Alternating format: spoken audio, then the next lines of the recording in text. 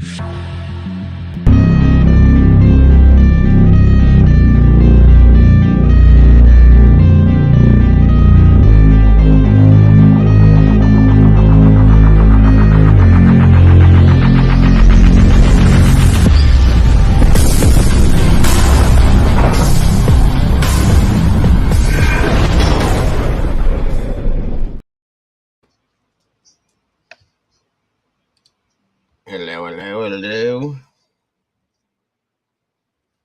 I can't hear you.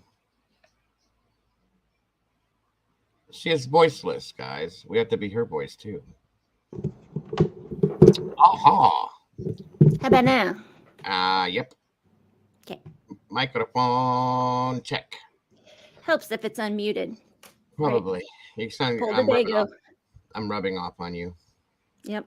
Sorry, don't let that happen. Smack me around. Good morning, good evening, good afternoon, good night, whatever it is. I hope it's good. Good to see you all. Sorry if that was too loud. I am super hyper. Well, hello, Bronx. It's been a long time. What is up, Bronxy, dear? How are ya? I hope today is better than yesterday for you. I saw that yesterday was not a good day for you. Sorry, I don't know what was going on, but I hope that it is better for you today, guys. I do. Double Doll. Let's see who we got here in the chat, guys. We've got quite a few new people that have been showing up. So for those of you that have been here, guys, let's be who we are and welcome everybody like we do to the family. Make them feel at home and comfortable, please. So Mr. Lance, Wolf Nation, good to see you, brother. Miss April's in the house. Good to have you. Evie Marie, thank you so much for joining us today. Devil Doll 666, great to have you here. Little brother Strike First is in the house. Good to see you, Strike. Thanks for being here. Mr. Larry, good to see you, brother. Bronxy, as I said, so great to see you, sis. It's been a while. I hope things are better today than yesterday for you, my dear. Let's see, I said April already. Miss Sherry's in the house. Good to have you. That weird guy Dago's here. Let's see. Pookie. It is so good to see you, my dear. Thank you so much for joining us. Do whatever you got to do to make it work, my dear. We are happy to have you back. We missed you so very much, and it's great to see you. Let's see. Did I miss anybody? Not up top, so let's go back to the bottom. Come on in, guys. I'll say it again because I always do. Grab your coffee, tea, whatever it may be. Come on in here and sit down. Have a conversation with Mama Bear and me. After watching the Murdaugh trial and the Staunch trial, the black box in BK's car will have evidence. Yes, it should. It should. Yeah. And we will probably be talking about that because, guys, I'm going to tell you what we're going to do. This is what we're going to do, guys. Listen closely.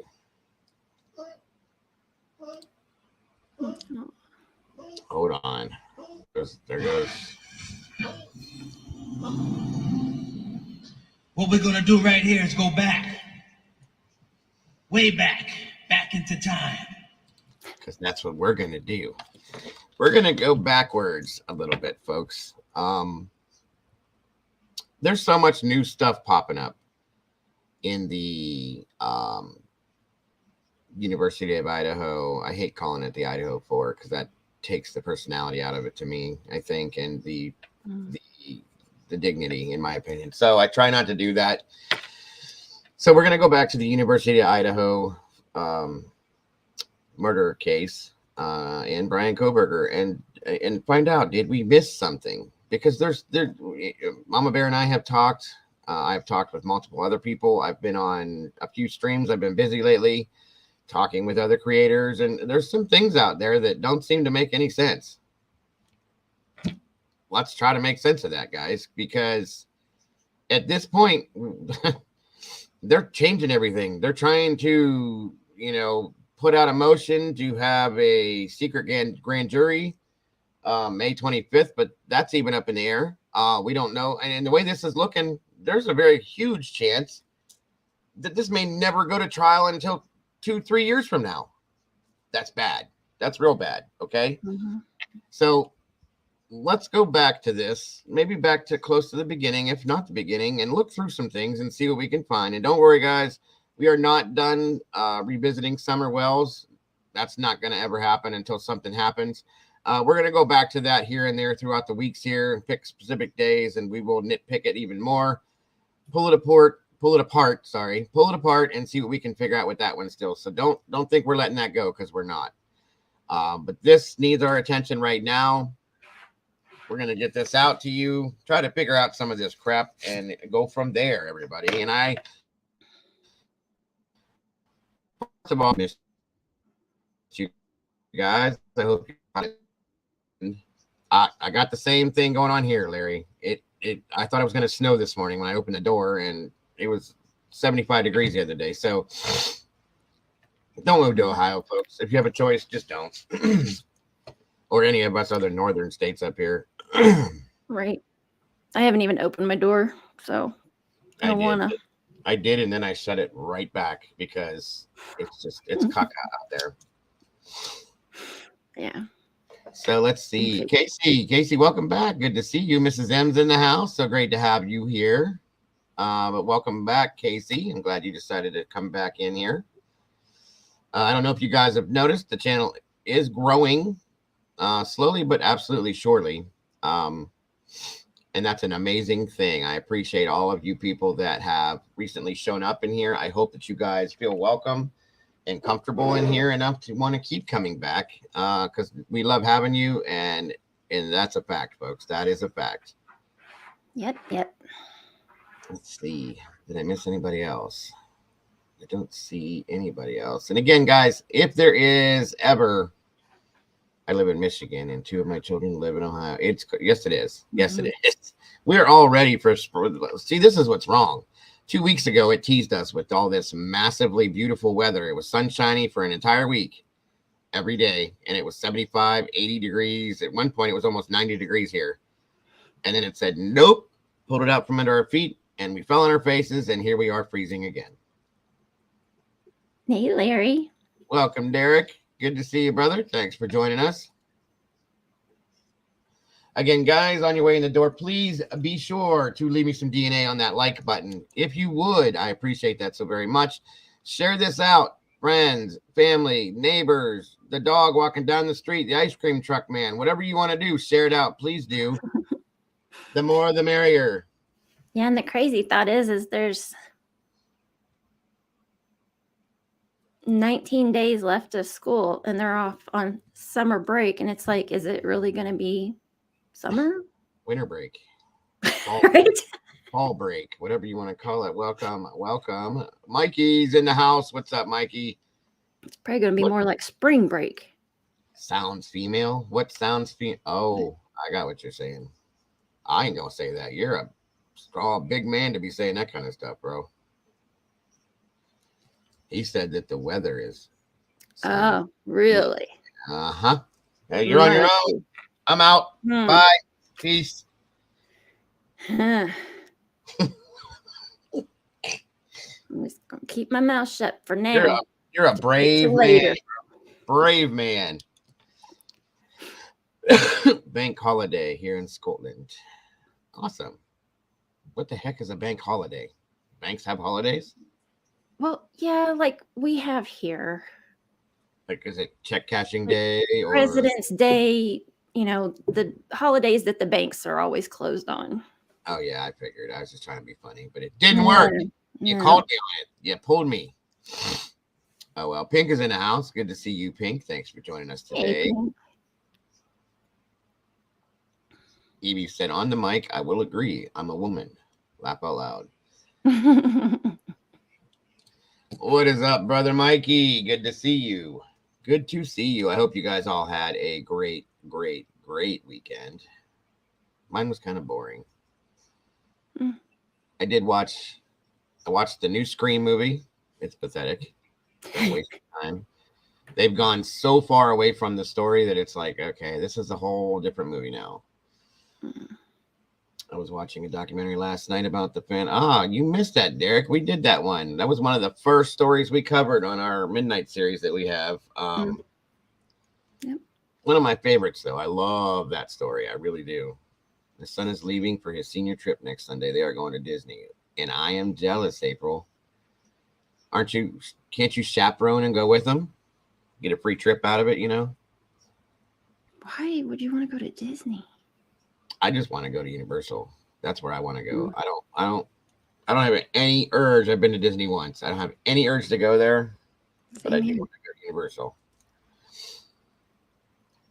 Happen at KC Mulla. Oh, okay.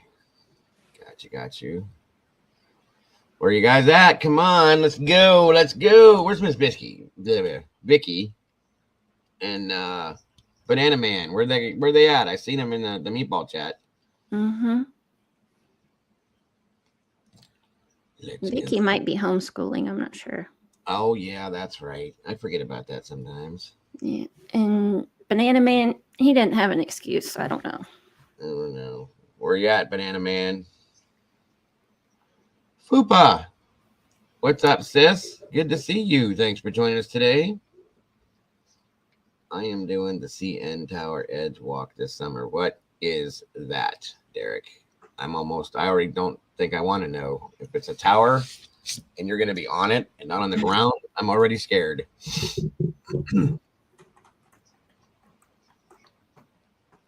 I have been there, although my husband wants to see the new Star Wars. That's where I want to go. I want to see that too. That kind of stuff is what I like to see.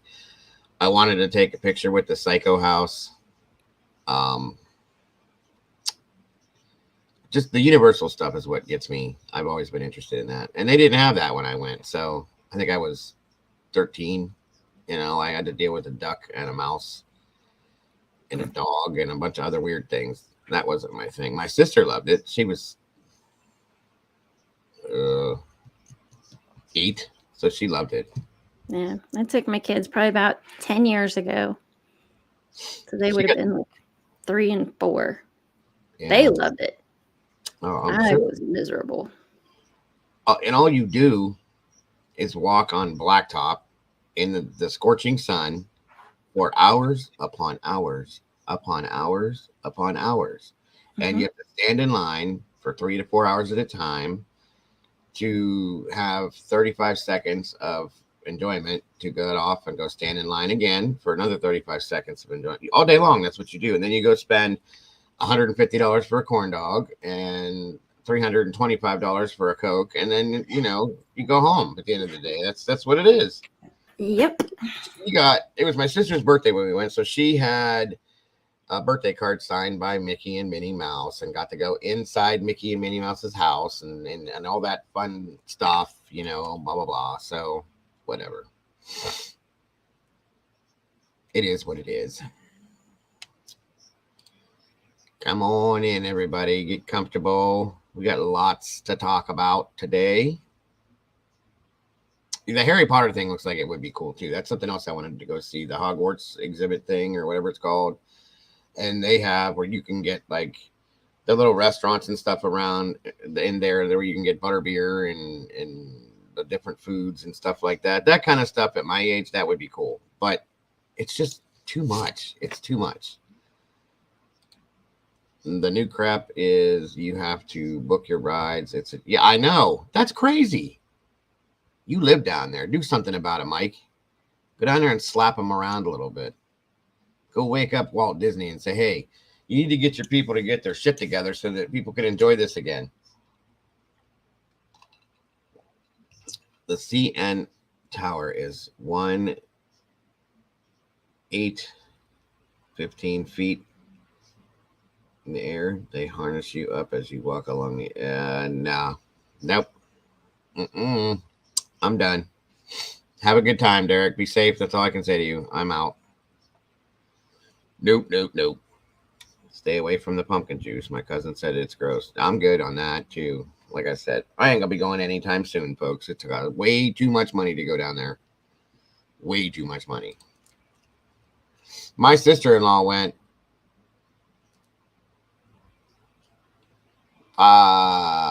6 years ago. 6 years ago, right? I'm gonna venture to say, and I'm not lying to you. She took her. Oh God, I forgot. Yeah, it was her and her husband, and then they have 1, 2, 3, 4, 5, 6 kids that she took with her. 6. Dude, I'm gonna beat you up. To Disney, okay? On a plane, to a hotel, through Disney and Epcot, which I don't know why anybody would want to go to Epcot. That seems really boring nowadays. And I think she spent over $10,000. Oh my goodness. Over 10,000 for everything. Hotels and food, and they stayed for 2 weeks. 2 weeks, and they got some package, and with everything that she paid for, it was a little over $10,000 for everything. Can you imagine spending that much money on a vacation like that? No, because, and I'm talking about everything. Like, she bought sweatshirts and t-shirts and hats and this and that at shops, and did this and did that and all that other stuff. You know, that's my thought. Absolutely, Larry. That's awesome. Thank you, brother. Thank you so very much. That's what this is all about, bro. Getting true justice for these kids. They absolutely deserve it more than anything with this case. Again, that's why we do this. We have to be the voice for the voiceless. They have no voice. Their families don't have a voice because nobody knows. So at this point, that's what we're doing. David James, my brother from down under. How are you, my friend? Good to see you. It's been a minute. I hope you're doing well, and I hope you're being safe. It's what, 11:22 p.m. where you're at. You should either be on your way out to work or hopefully enjoying a day off. Yeah, that's what I'm saying, Mike. $300 per night for one room. And they had to get multiple rooms because she has kids that are a little bit older, grown. She has young kids too. And it's like, no. And the only reason why she got to go, I'll be honest with you, was because she came into an inheritance of a lot of money. It wasn't any kind of money she had. And she's like, I'm going to do this while I can with her kids because they all wanted to go. Good luck. Good luck. She had 3. Well,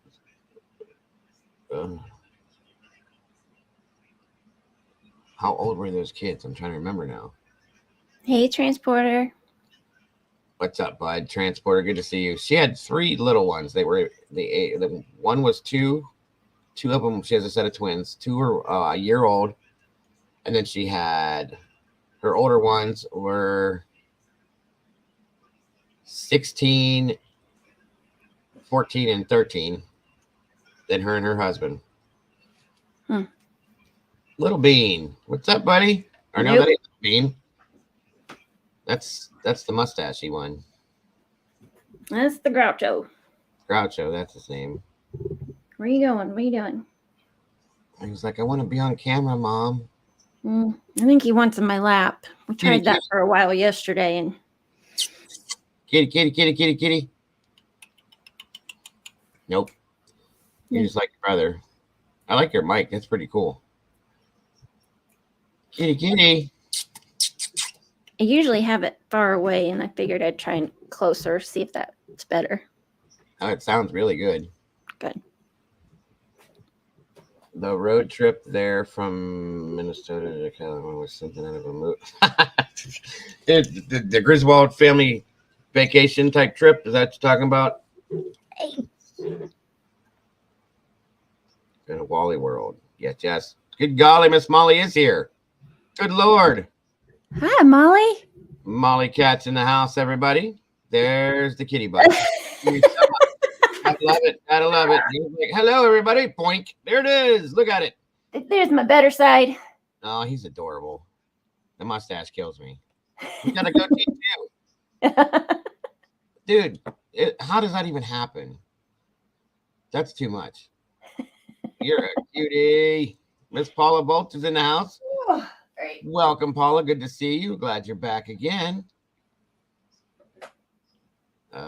The trip we took to Disneyland, we saw UFOs and other anomalies. Well, awesome. What's up, Greg Bouchard? Thank you. Very good, Greg. I appreciate that. Thank you so very much. Sunshine State. Yeah, well, it is what it is. 33 beautiful people in here, guys. Please, please, please leave some DNA on that like button for me. Please do. I appreciate that so very much. Share this out. And please do me a favor at the end of the live stream. Please leave some comments. YouTube loves that.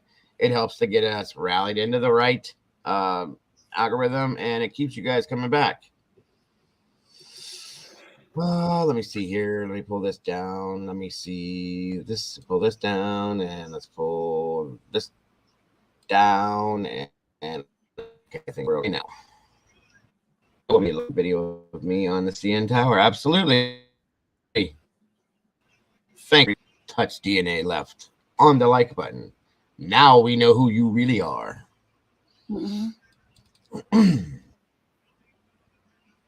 And you had a good weekend as well, Mama Bear, I'm guessing. Yeah, it was okay.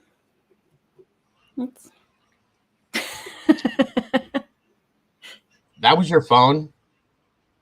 Yeah. My entire desk and everything just vibrated from that.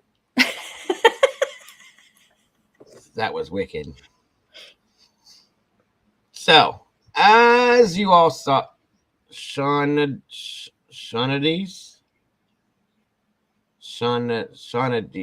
please help me if I'm saying that wrong. I apologize. I don't mean to butcher your names.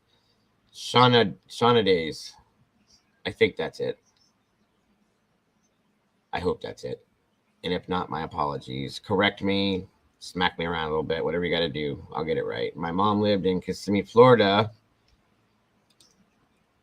in a cool RV for a few years. It was great visiting her there. She would move. She moved back here, though. Why? Welcome back, Kitty. And let's go. Flip it around. Show us the kitty hole. No. He knows he wants to. He wants to. They all do. They're like, do you see me? Look at this. Whoops. There it is. Go to your window and lay down. Is there another one over there, too? No, just him. Are you for sure? now. Beans around here somewhere. Oh, I looked like there was something else over there. Oh, he's in the window now. He's good. Yeah, about 5 minutes. I understand completely, Fupa. Went to Disneyland with my aunt. My cousins took the train. Amtrak took get there. I'll never forget the train. Oh, yeah. Yeah. Train rides sound like fun. I've never done it. I've always wanted to. All right, guys. We got 28 people in here. That's awesome. I guess we can get things moving. So for those of you that are not familiar with this case, I highly doubt any of you aren't. This is the University of Idaho murders. Took place November. I had this memorized at one point. Was it November 11th? 12th. 12th. And the 13th. Yes, 12th and the 13th. Early morning hours of the 13th. Sadly, 4 students of the University of Idaho were unalived, and they do have someone in custody. They took him into custody December 24th. No. It was 21st, I think, or something like. I'll find it, guys. It's been a minute since we've touched on this. Yeah. My apologies. I had all of this in my mind at one time, but we bounced around so much. So, and he's been in custody ever since. And there were 2 survivors. I'll give you their. Yes, it did, Lance. It's changed a couple of times now. The Keegan Calvez, Madison Mogan, Ethan Chapin, and Xana Kernoodle were the 4 children, or the 4 kids that lost their lives. Dylan Mortensen and Bethany Funk are 2 survivors from the household that were there that same night. And then the person that's in custody as a suspect as of right now is Bryan Kohberger. And that's for those of you that did not know anything on this. Like I said, most people know this is not just a nationwide case. This is known all around the world at this point. So We covered this case from the moment that it started. All of like Mama Bear was here for this one as well. We went pretty hardcore into it, covered a lot of stuff, found a lot of stuff, a lot of think tanks on this. And at this point, we're all still lost, to be honest with you, because nothing makes any sense. There she is. Miss Jules What's is in up, the house. Jules? What's up, Buttercups? How we doing today, Jules? Good to see you. Thanks for joining us. I was hoping you would show up for this one. By the way, guys, if any of my mods can drop her link, please. Jules is a very, very close friend of the channel's. We work together in a lot of different things as far as ideas and stuff like that. We're always on the same page, it seems. And she's got some great stuff over there, guys. So please, if you have not done it already, please go over, show some love, subscribe to her channel, and check her stuff out, guys. It's so well worth it. She is so very good at what she does. And I'm super excited to see you here. Your cat's killing me. He's just doing whatever he wants to do. He does not care what anybody thinks. Exactly. That's the way they are. So again, great to have you here, Jules. So as I said, we're going back and to find out, did we miss something? Because I'm pretty sure we must have. We did a little bit on this on Saturday. We had an open discussion and it went direct. Thank you, Mama Bear. I appreciate that. You're welcome. It went directly into what we did Saturday was supposed to be an open discussion, and it was all about this because of all the new stuff that came out. So with that being once again, you're in his spot. Why don't you just give him the mic and let him do his thing? Oh, we fought for the chair like 2-3 times already this morning. Wow. Because I'll Groucho get Kitty. to do something. Groucho Kitty. Hey, buddy. The mustache and Terry. It's like, here, I'm here. Oh, I know. Meow. What's the matter, buddy? Your cats are just adorable. I love them both. Or you got more than 2? Not anymore. No, well, those 2 are just adorable. Love it. What'd you say here? Jules adds so much more to think about when yes, she does. Yes, she does. Absolutely. That's why I love it. I know, isn't he, Jules? He's adorable. There's another one that looks almost like him. He just doesn't have the mustache and the goatee. He just came in the room, so I'm sure he'll hop up here. Have them both up there with you today? Must be. Maybe they know something that we don't know. Maybe. Give us some clues or something. So, as I was saying, I think it's time to go back a little bit and re-look at some of the things that we've already, of course, looked at. But somewhere along the lines, they are cute. That's the same thing my grandkid or my granddaughter saw him. She wanted to take him out of the screen the one day, and I'm like, no. Our kitty. Yeah, they're adorable. I told her before, guys, the other one looks, like I said, kind of like him, and they have that real soft looking, like I want to squeeze them. You know what I mean? Mm-hmm. Super soft kitties. So as I was saying, we're going back to the kind of the beginning and see what we can find, because some of this stuff doesn't make any sense. And welcome, Deborah Tutro. If I ever butcher any of your guys' names, please fix me, because I don't mean to do that. I try, but I believe it's Tutro. I hope, and if it's not, I am so sorry. So, again, trying to find something that we can find that we may have missed, or just reevaluating everything that we already do know. Absolutely. Thank you, Fupa. I can't keep my head on straight today. I'm sorry. I'm trying. I'm going all over the damn place. I have ADHD, guys. Most of you know that, and it's really off track today. The cats, they distract me and everything. Mm-hmm. So, anyway. Plus, there were some things. I've watched a few other creators talk about some things, and it brought some things to my mind there he is. Yep. You know, they took over the show on your end. Don't they usually? It's all good. So,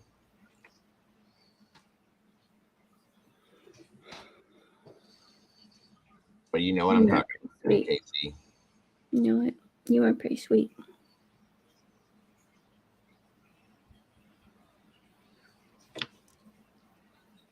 Oh, I didn't even realize they had given an update on that day. Let's see here. Yes, he is. All right. So what I'm going to do, guys, is I'm going to just give kind of an update here. We're going to watch an update type of video, and then what the story is so far, and then we will move on from that point. All right.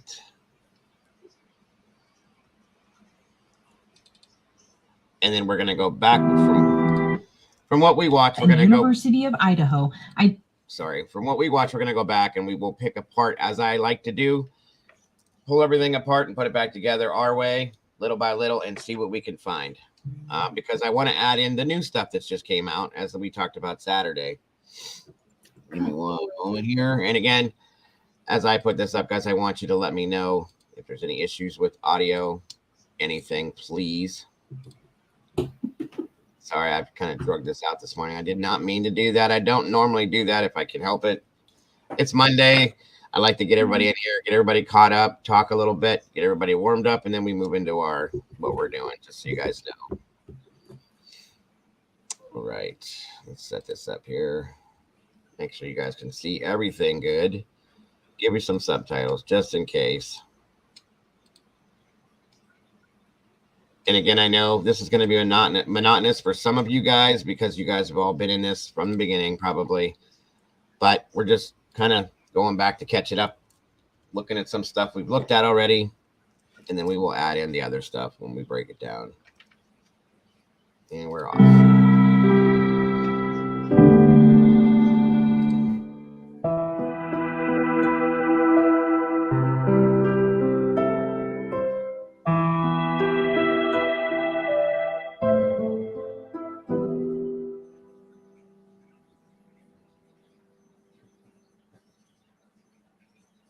I've been here in Moscow on scene since about 3 p.m. Since I've been here, I've watched Moscow police cars come in and out of this neighborhood, where officials found 4 people dead.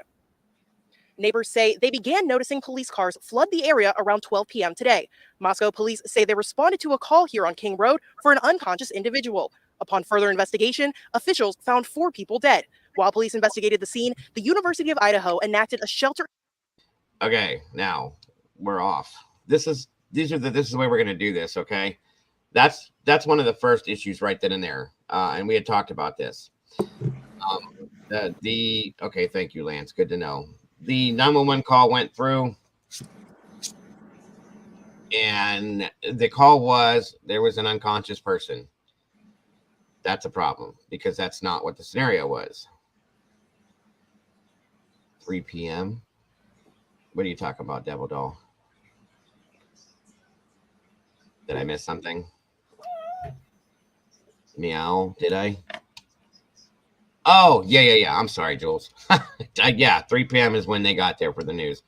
Okay, just so you guys know, the unalivings happened I'm trying to remember the exact time, but it was in the 4 a.m. realm, okay? There were no calls made to 911 until 11:35 the next day, that morning, okay? So almost 9 hours it took for anybody to contact 911. When the call was made, it was that there was an unconscious person. This is what the issue is with this part of it so far. And there's a lot of issues with these things, and this is what we talk about. And this is why we're doing this, because we're going to try to see if we can figure anything out with this and as to why, what may have happened, when, who, and how. Exactly, Deborah. There's nothing fitting with that. Jules and me talked about this Saturday. We both have issues, as do most people with this. 9 hours, it doesn't make sense. Between 4:20 or 4:25 a.m. Yes, that's I couldn't remember the exact time, but thank you, Jules, is when the murders took place, supposedly and allegedly. And again, guys, everything we're talking about today is pure speculation based on whatever facts we have, as well as all alleged on top of, or alleged based on what we've been shown and what we do know. So they have after phone subpoenas. Correct. Thank you, Jules, very much. And yes, you are absolutely, Deborah and Fupa, you're both right. Nothing makes any sense and none of this fits. That's why we're doing this, because it just doesn't at all. And it at this point in the case, it should. Something should make sense and nothing makes sense. So that's a problem for me. And that's why we're doing this. After we did our show Saturday, I thought about it. And I called Mama Bear and I said, what do you think? Like, do you think we need to go back and do this? And she said, I absolutely agree with you. And here we are. So that's why we're doing this. In place as university officials reported a homicide near campus. As we've stated, that alert is lifted at this time. Neighbors say most people living in this area are a part of U of I Greek life or are students, but we do not know the identities of those involved or who lives at the residence. Officials are investigating. This is a very much developing situation, and we will continue to stay on the grounds until we have more information to report back to you. Until then, in Moscow, Janelle Finch, Krem 2 News. Sounds like she had a lot of coffee that day, huh?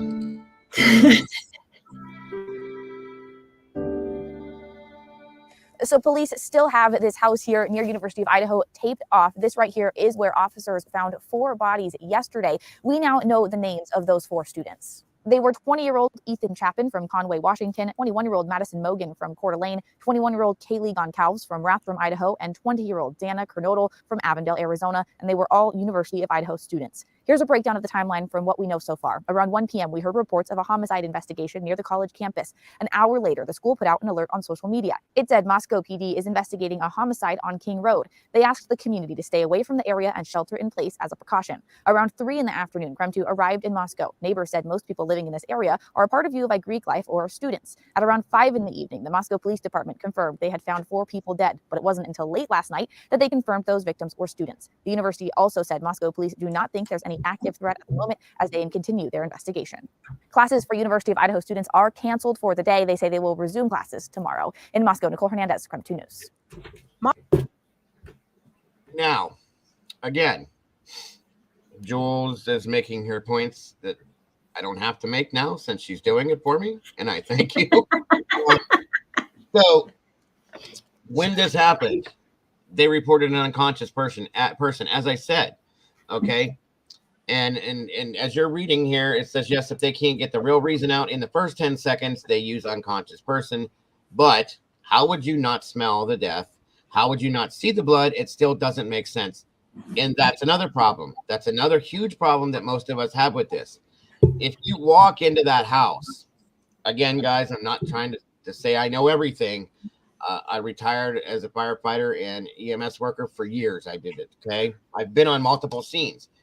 I've never been on anything as dramatic as this and as extreme as this to have to experience this, okay? But I've seen multiple variations of this like this, and you would know if you're in that house. This is another issue that I'm going to get to here in a little while with the survivors not knowing, supposedly, okay?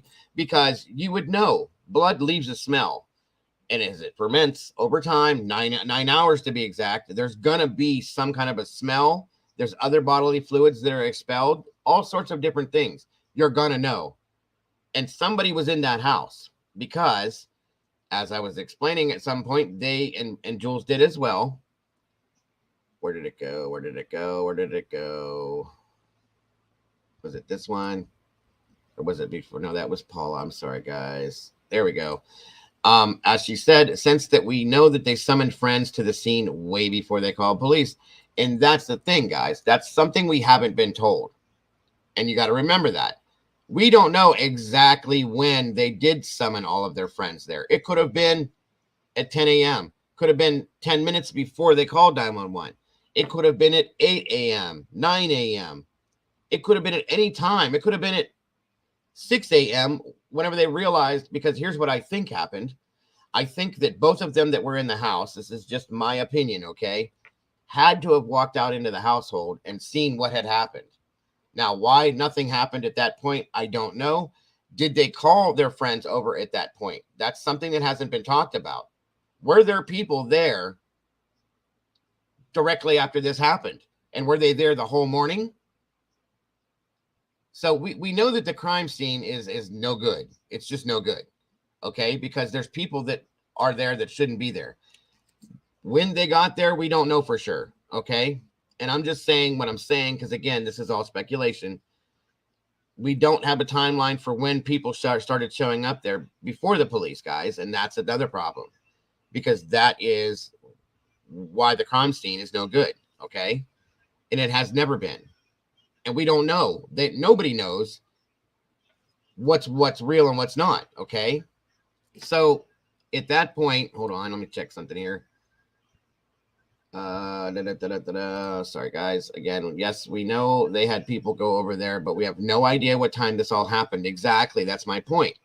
And I know that the WSU mom said her daughter had texts on her phone about 10 a.m., she said, but it could have started before then.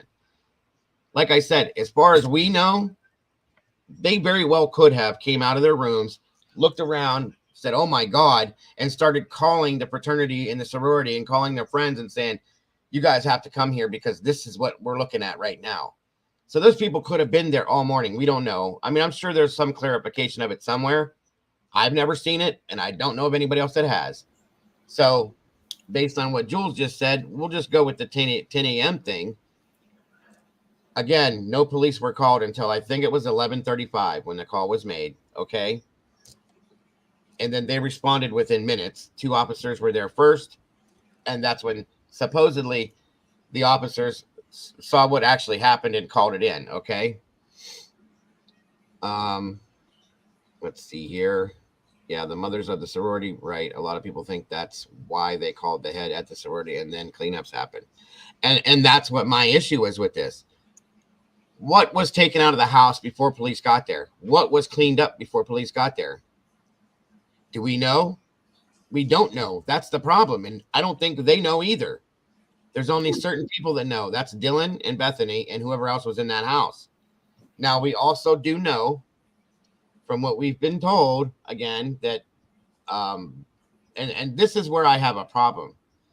Another problem, I should say, that Dylan contacted her boyfriend, who I have his name, but I don't have it with me here. I'll give it to you guys here in a few. And he showed up at the home, from what I understand, but he was in Boise. Quinn Kelly. Thank you. He was in Boise, but was at the home when police got there. From Boise to Moscow is a decent drive, folks. And it's a decent amount of time it takes to get there. So is that true? Was he in Boise? Was he not there? Was he there? These are the things I'm talking about. This is so all over the place that we don't really know the facts that they're saying are facts. We don't know if they are, if they're not. Welcome, Amanda. Good to see you. Where to go? Amanda Hey, Meow. thank you, Jules. Another cat fan. Love it, love it, love it. Oh, thank you. By the way, thank you so much for that, Jules. I do appreciate that. I haven't got to talk to you since, but I really do.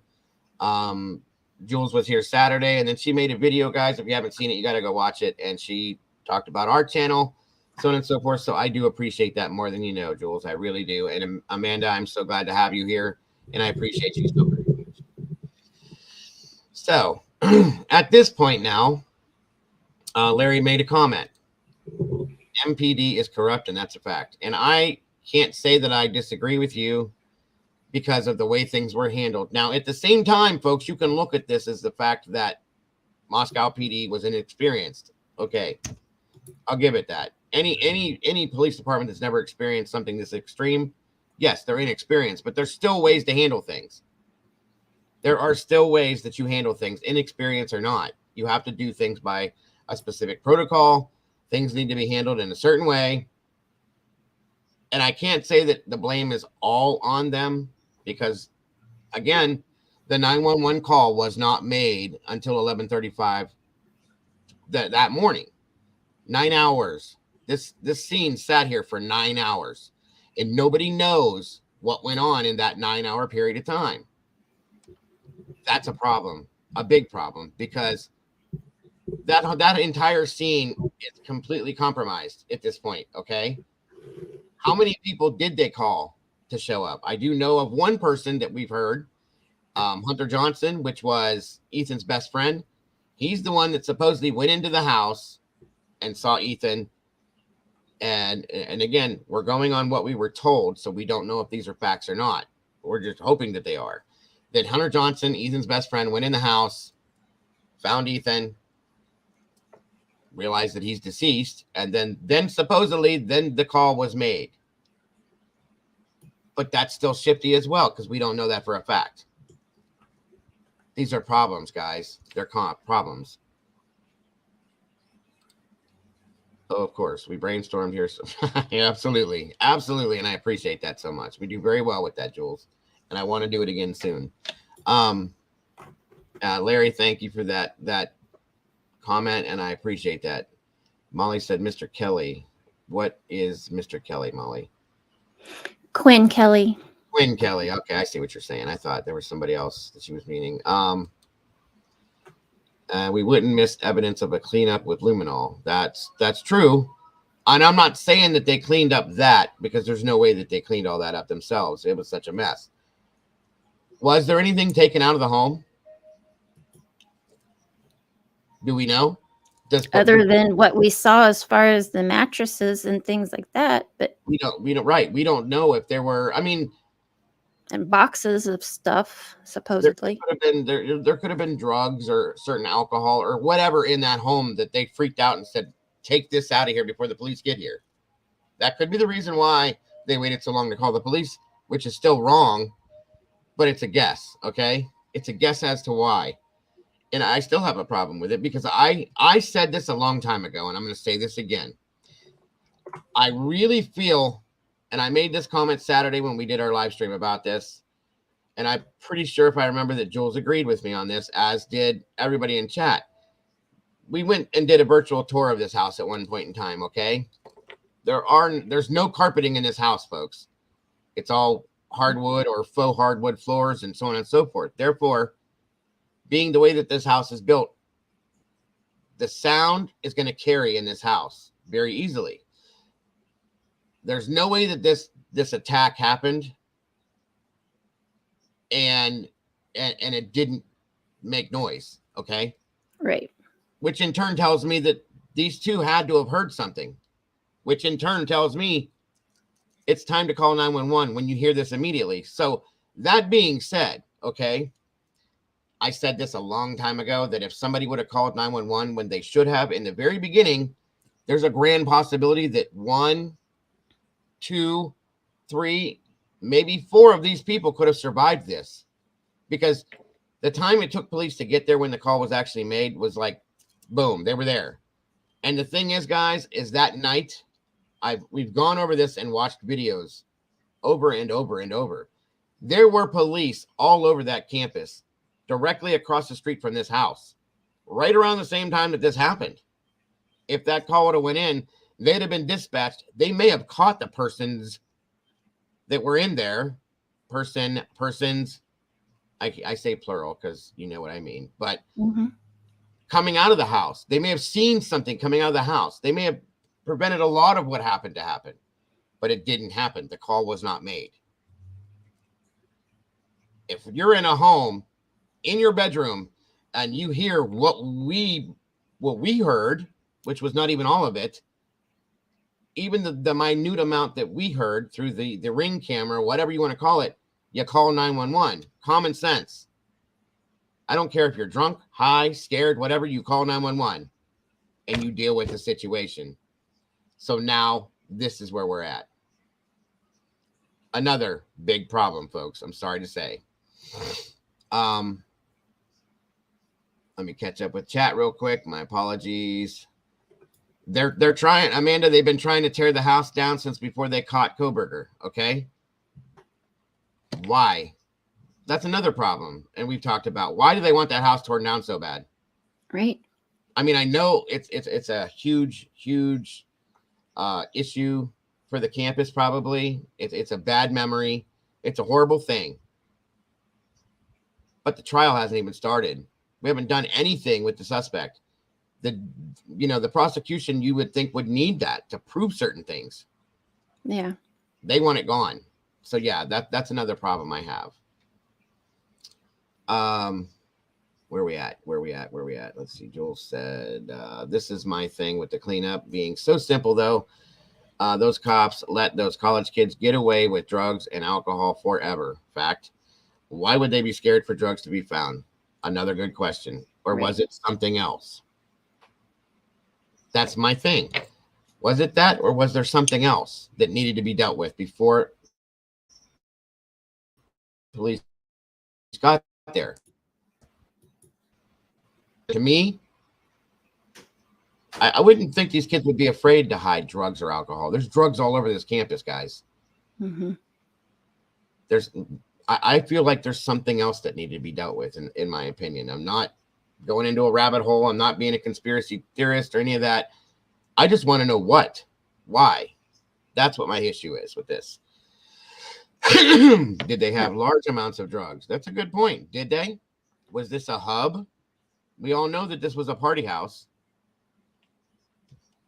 We all know that these kids had parties every weekend throughout the week. It seemed like money was not an issue. Yeah.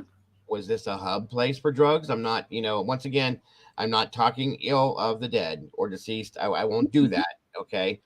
And I'm not saying that's what it is. I'm just saying, why? What is there to hide? If that's what the issue was, if that's what the thing was, you know what I mean? Just saying. And KC made a comment and says drugs, alcohol versus death. No, it wouldn't matter. Exactly. It shouldn't matter. This is a commonsensical, you do this just getting up, brushing your teeth every day. Same thing, something bad happens, you call the police, period. Let's see. Jules said, right, Fupa, large amounts would be cleanup reason. Exactly. Not just personal party use. Very good point. And that's the point that I was trying to make. And thank you, Poopa. Was this a hub for what went on in this area? Because we've seen a lot of videos where police have been called to go to different noise complaints throughout this neighborhood. This one seemed to be the place that everybody was at on a regular basis. We saw a body cam video of a noise complaint. They showed up and the people that lived there were not even there. Other people answered the door. That's an odd situation, guys. Just think about it is all I'm saying. 9 hours. Remember that. Keep that in your mind. It took 9 hours to make this call. Do you realize what could have happened in 9 hours? A lot.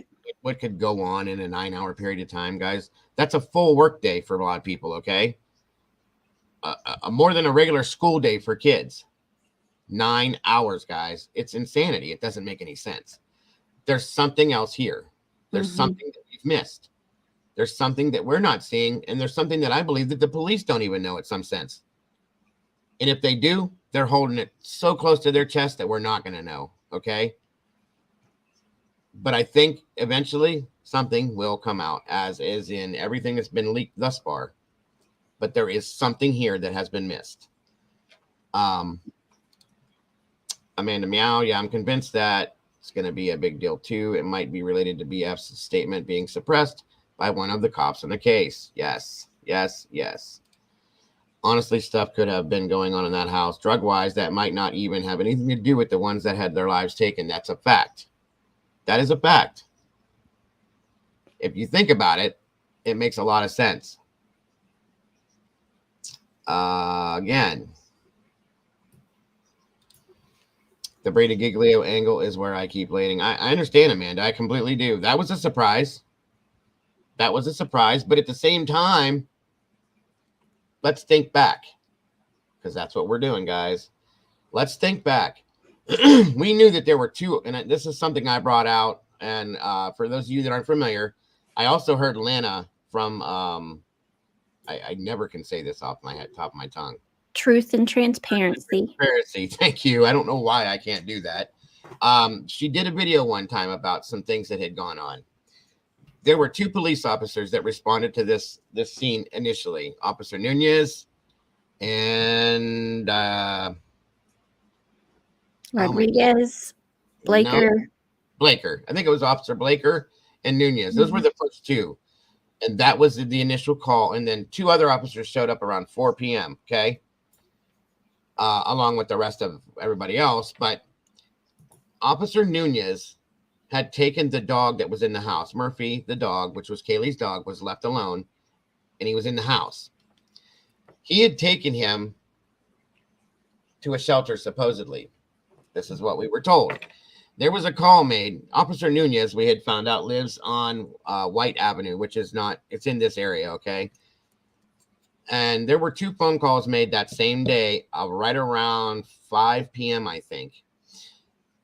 The first call came in, and it was from the same person, mind you, kind of like right next door to where Nunez lives, and said that they wanted a welfare check done on somebody that they hadn't seen in a long time, so on and so forth. Right after that, they hung up and called right back and then said, yeah, I was wondering if you could help me out. I was wondering, there was a dog taken from such and such an address, this place, to a shelter, and I was wondering if you could direct me as to where he was taken to.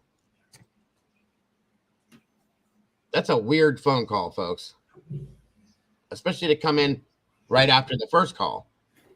And then here's my thought. How did you know about that? Because nothing was put out on the news about that. Nothing was talked about like that. Nothing at all. But how did you know about that? That's an interesting question, okay? Mm-hmm. So something was talked about, or some things were talked about this that probably shouldn't have been, obviously, because other people that shouldn't have known certain things knew things that nobody knew, okay? Such as that. I know it sounds stupid, but I'm trying to make a point with telling you this.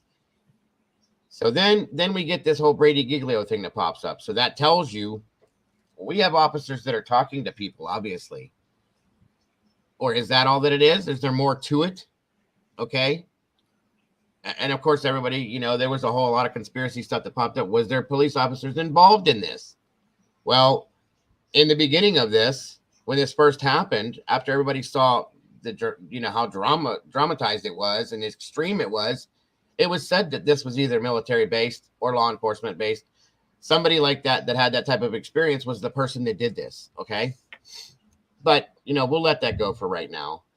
But again, this is what I'm saying. These are the things that are huge problems for me with this. There's a lot because it doesn't make any sense. And again, nothing will come together. Nothing will connect. There's like these puzzle pieces we're trying to put together and they almost fit, but then they just don't fit. Exactly. It's crazy. So, let me see here. Don't mind me, guys. I've had 4 cups of coffee this morning. I'm wired, so I'm trying to keep myself calm. I'm sorry. Thank you again, guys. My channel is crowdfunded 100%. And just real quick, I like to put these links up for you guys. If anybody feel like they want to donate to support the channel, please feel free. If not, do not worry about it. There's the links for Venmo, PayPal, and a Cash App. That's all it's about. So thank you so very much for anybody that should choose to, and anybody that doesn't, do not worry about it. Where was I at with this? Yes. Casey says yes. The call from White Avenue, and it was very weird. And kind of ironic that it happened at that time about that scenario. Just kind of blew my mind. I'll be honest with you. Fupa says it was a message to be sent the way these kids were. If it wasn't, sicko serial killer. I got you. Yeah. Amanda says, wow, I didn't know that. Oh, yeah. I can tell you quite a bit if you want to know it because we've really, really dug. A lot. Welcome, Nikki. Good to see you. Thanks for joining us today. Lance says, I agree. It doesn't make sense. And did I miss anything? Misty Barker, welcome. Good to have you here. Thanks for joining us today. Welcome, Misty. Mikey says, that's some cartel crap. I doubt it. I don't know. The brutality of this incident is very alarming. Very alarming.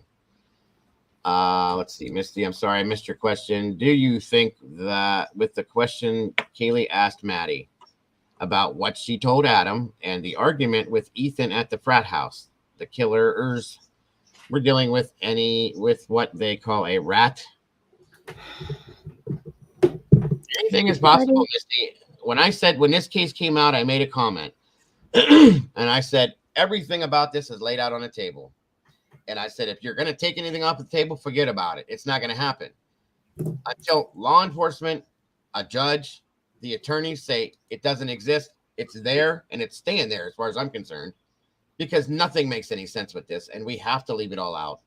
So, yeah, that is a very, very big possibility, and we're going to get to that, too. It's coming up. Don't worry.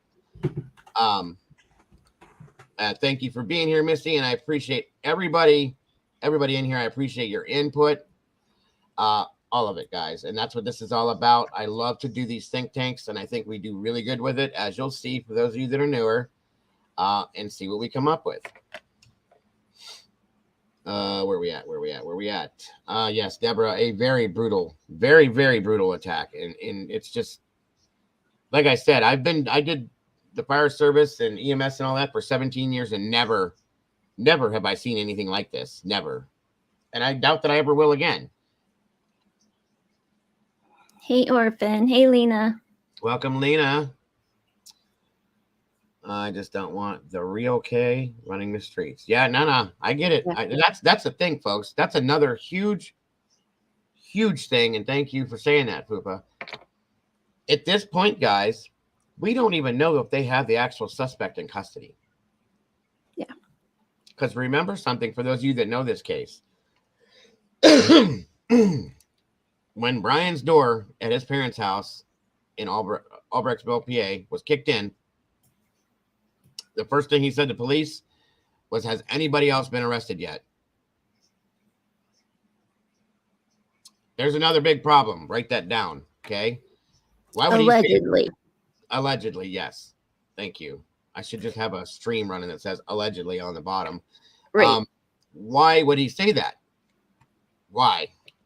That makes no sense unless there's somebody else involved, which I have said from the first day that I started doing this case, that there are other people involved. At least one more person, in my opinion, if not two.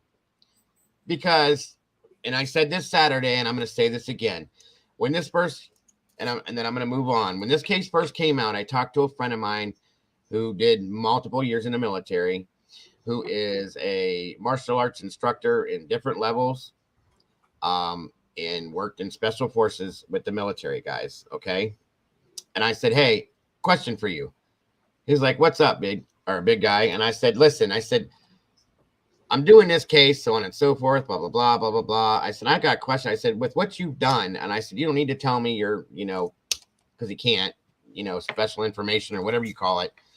I said, but this is what happened. I said, what do you think about it? He goes, and how long did they say it took him? And I said, 9 minutes. And he went, nope. There's no way in hell that this was done in 9 minutes.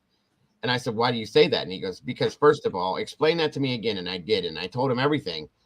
I said, there were also interactions with other people. One, Ethan Chapin, who was twice the size of this suspect and 3 times as strong. Obviously, they went head to head with each other. And so that's an obstacle he had to get through. That took time. And then Xana fought back. That took time. And then I'm going to guess that Kaylee and that she fought back as well. That took time. So all of those obstacles he went through before he finished what he was doing in 9 minutes, he said, dude, there's no way that anybody could do that in 15 minutes. He goes, the only way I've ever seen anything like that go down, or I could imagine that going down, is if it was a special assignment that was set up to be something just like that. You go in, boom, boom, boom, boom, you're out with no obstacles. And he goes, and I'd still question the 9 minute timeline. So there it is, folks. And I knew that myself, as did most other people. It's a problem. Write it down on the list. There's so many of them. It's insane. Unless there were multiple 86ers and one or both has experience, Kaylee has defensive wounds. Yes. Xana had defensive wounds. Ethan had defensive wounds. Come on. Common sense says no. So, and that's a big issue, is this entire timeline. This entire timeline is off. Excuse me one moment, Mama Bear, if you don't mind. I'll be right back with you guys. Yeah, the timeline's so far off, I would say there's not even really a timeline, in my opinion.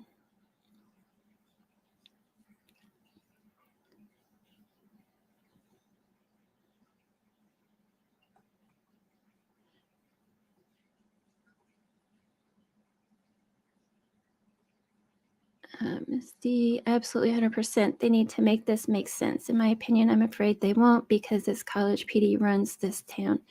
And I believe the other person is in PC, but was said to have been taken out.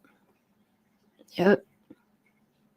I also find it ironic that BK and Dad immediately mentioned Kopaka. Yes, Casey, I'm right there with you 100%. Exactly, Fupa. It's just not enough time. That's one of the biggest things. He was vegan, not knocking that life, but after killing 2, he had strength and endurance for 2 more, including a bigger male. I don't see it either, Jules. That's why I have always said since day one, minimum of 2 people, if not more. Sorry for that, folks. My wife called in. It's okay. Mrs. Anna Moy has joined us. Good to see you. Thanks for joining us. And let's see here. It's just enough time. That's one of the biggest things. He was vegan, not knocking that life, but after killing 2, he had strength and endurance for 2 more, including a bigger male.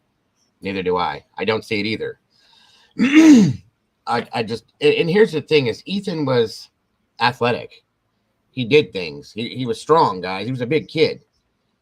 No, I just can't. First of all, it had to have taken a matter of minutes for him to get through Ethan. Okay. Weaponized or not. You know, guys fight. Men fight. They do it with weapons, without weapons. They fight. You have your feet, your hands. You kick people. You do this, you do that. That's going to take some time. That alone in itself could be a 9-minute period of time. Wrestling and fighting with another man to get through it, to go to another person to it. You know what I mean? And you did this whole thing in 9 minutes? No, you didn't. The only way I could see this happening, and that was another thing that my friend had said. It was him by himself. And I said, well, that's what they're telling us. And he goes, you sure there wasn't more people? I said, that's what I think too. And he goes, now that's a different story. He goes, if you got somebody on each floor or multiple people on each floor, you absolutely could do something like that. But the timeline is still, again, 9 minutes, even with multiple people. My friend said, I still don't get that 9-minute thing. That doesn't make sense. So, and that's something I've said from the beginning, that I have a big problem with this whole timeline. And I think it's completely off. I will be honest. I think it is completely off. And I don't think we had the correct timeline, guys. And I don't think we have from the beginning. Because as Miss Jules talked about Saturday, I'm going to bring this up again. She sat down and figured all of this out, okay, with the whole car driving away and this and that and everything else and that, and figured out that the car was driving when these things were still happening. So based on what we've been told, the person that drove the car was still in the house doing what he did. So how did that happen? How is the car on the road driving when this is still going on if he's the only person involved? Again, and thank you for that, Jules, because you are absolutely correct.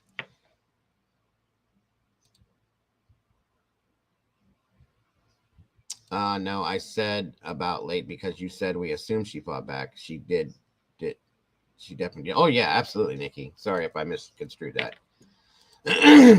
We know from the fact Kaylee's sister had to correct the time the girls got home in the beginning. That bounced around so much in the very beginning that I still don't think it's accurate because we saw video of different things. Welcome, Jennifer. Good to see you.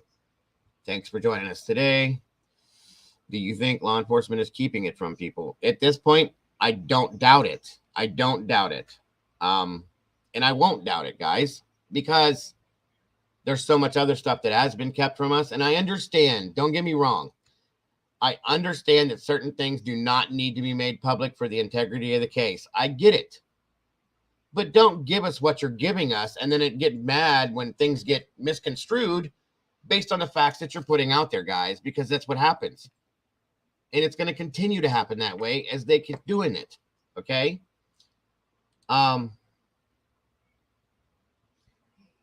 Good point, Amanda. There was no blood outside.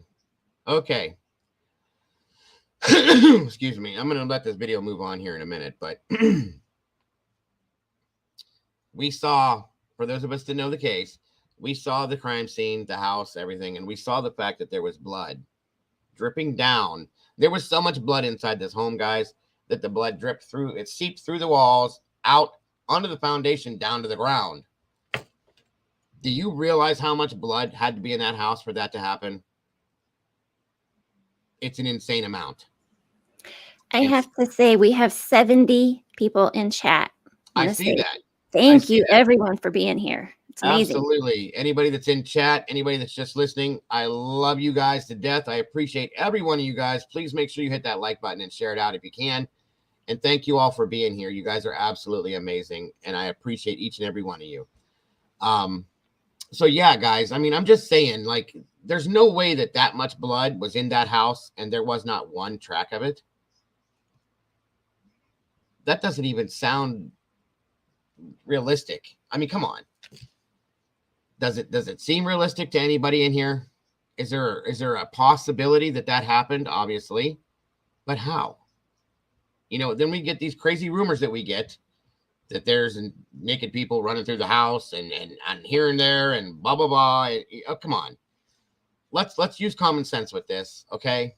Let's just use common sense, because it doesn't seem like even the people involved in the case are using common sense at some point. Okay. But no, if somebody's running out of the house naked, somebody's going to see that person. Okay. And it didn't get seen. Okay. And I don't think anybody has the ability to, I don't think anybody has the ability to, what was I going to say? I just lost my complete track of, I'm sorry, guys. I don't think that anybody would have the time, is what I was going to say, to change their clothes, if, you know, in this scenario, and then leave. I mean, I just can't picture somebody go, okay, I'm done. Here, let me go in the bathroom here and change my outfit, put on some dance clothes, and head to the club. I mean, come on, guys. You know what I mean? I'm just saying it doesn't make sense. Misty says that means the person was more than likely still alive while this horrific crime occurred, because once the heart stops, so does the pumping. Thank you. The blood spray patterns would be insane. 77 people in here, guys. Amazing. Thank you all so much for joining us today. You have no idea. I am so grateful to see you guys. Again, guys, hit those like buttons, please. That will definitely, with how many people we have in here, that'll put me in the right algorithm 100%, folks. Absolutely, absolutely. Well, osmosis is still a thing. There'd be bleeding. Yes, yes. I want to know how. I want to know how anybody got out of this house without leaving something somewhere. Handprints on the walls, on the door handles, outside. I mean, any of that. How? It doesn't make sense. It doesn't make sense. So let me continue this video some more, and we will talk a little bit more, folks. And again, thank you all for joining us today. You guys are amazing people. Absolutely amazing. Moscow police responded to King Road for a call about an unconscious person Sunday afternoon. When police arrived, they found the 4 deceased students inside the home. This morning, the city of Moscow and University of Idaho identified all 4 U of I students. Freshman Ethan Chapin of Conway, Washington, was a member of the Sigma Chi fraternity. Zaina Kernodal, a junior from Post Falls, was a member of the Pi Beta Phi sorority.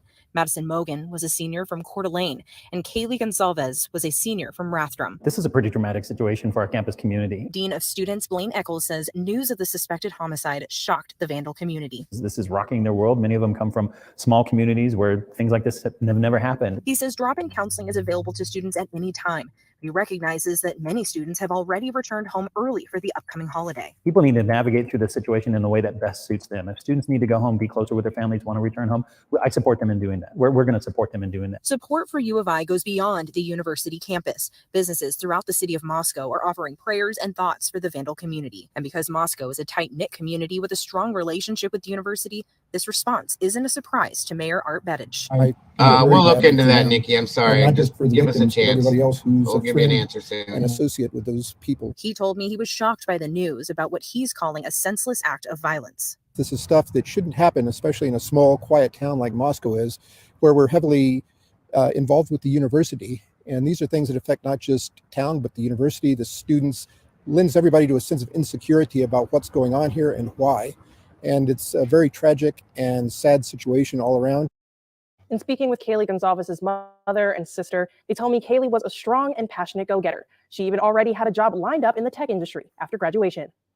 Kaylee was one of 5 Gonzalez's children. She graduated from Lake City High School, the same school as Maddie Mogan, another victim. Kaylee's family says the two were especially close, and Maddie was a part of their family as well. Kaylee's oldest sister, Olivia, shared a statement on behalf of the Gonzalez family. It reads in part, "Kaylee was, is, and always will be our defender and protector. She is tough and fair, the ultimate middle child. She did absolutely everything she set her mind to. She didn't hold back on love, fights, or life. Kaylee was the ultimate go-getter and constantly wanted an adventure."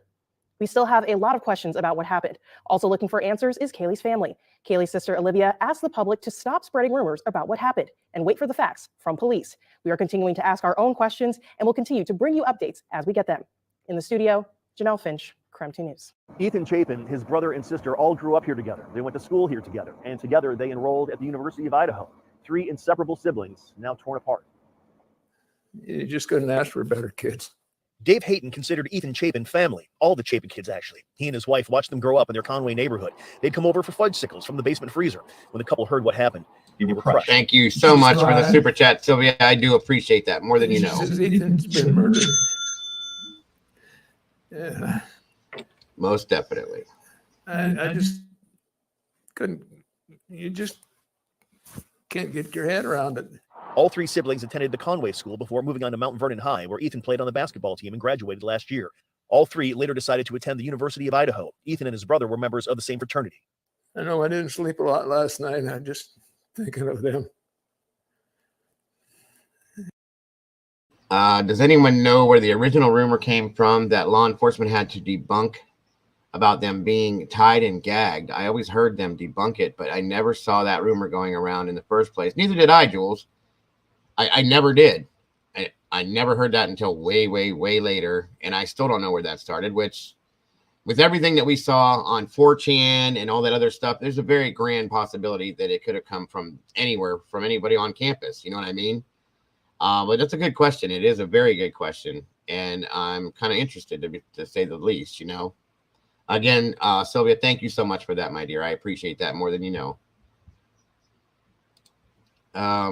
This has hit everyone so hard I can't watch the game. I'm same here, Missy. It does bring tears to the eyes. It really does. Absolute.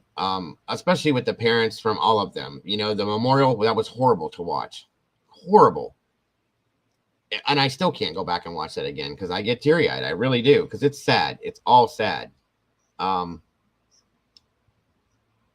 Molly says, I have no clue where it started, but I think it may have been the 4chan thing. That's my thought, too, because there was a lot of stuff in that 4chan posting about this repeatedly, guys, over and over again. No worries, Devil Doll. I get it. And it hugs back to you, Sylvia. I appreciate you so much. And for that matter, anybody that has donated to the channel, whether it be super chats, super stickers, or just through the apps, I do appreciate that, guys, from my heart. I really do. It keeps this channel going and keeps me coming to you guys on a regular basis. And I just, if I couldn't do this, I'd be lost. So thank you all so very much.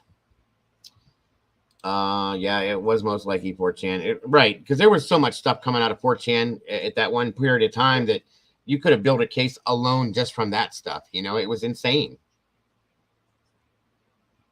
Absolutely. So just saying, but great questions, guys. And Jules, absolutely. I want to know that for sure myself, because who knows? You know, that's something else too, guys. How do we know that they weren't tied up? With everybody that showed up there before police, who says that they weren't untied? Do we know that? No, we don't. And we never will. That's the thing. Unless somebody comes out right and says, yeah, you know, I went in there and they were all tied up and this and that, and I untied them and they were gone. That would blow the top off of things now, wouldn't it? And we don't know that that didn't happen. We don't. So let's be honest. Welcome, Jorm. Good to see you. If I'm saying that right, I hope I am. There was a running list in the 4chan OPS of all the weird things related to this case. Many of them were completely unfounded and many weren't. You are absolutely correct. At one point, as much as I would never want to deal with it, I was reading 4chan to see what was coming out of it on a regular basis. I really was.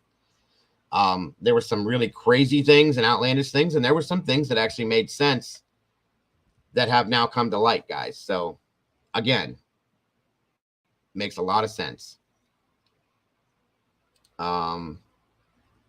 Yeah, the frat story from the 4chan had me say, me too. Honestly, it did.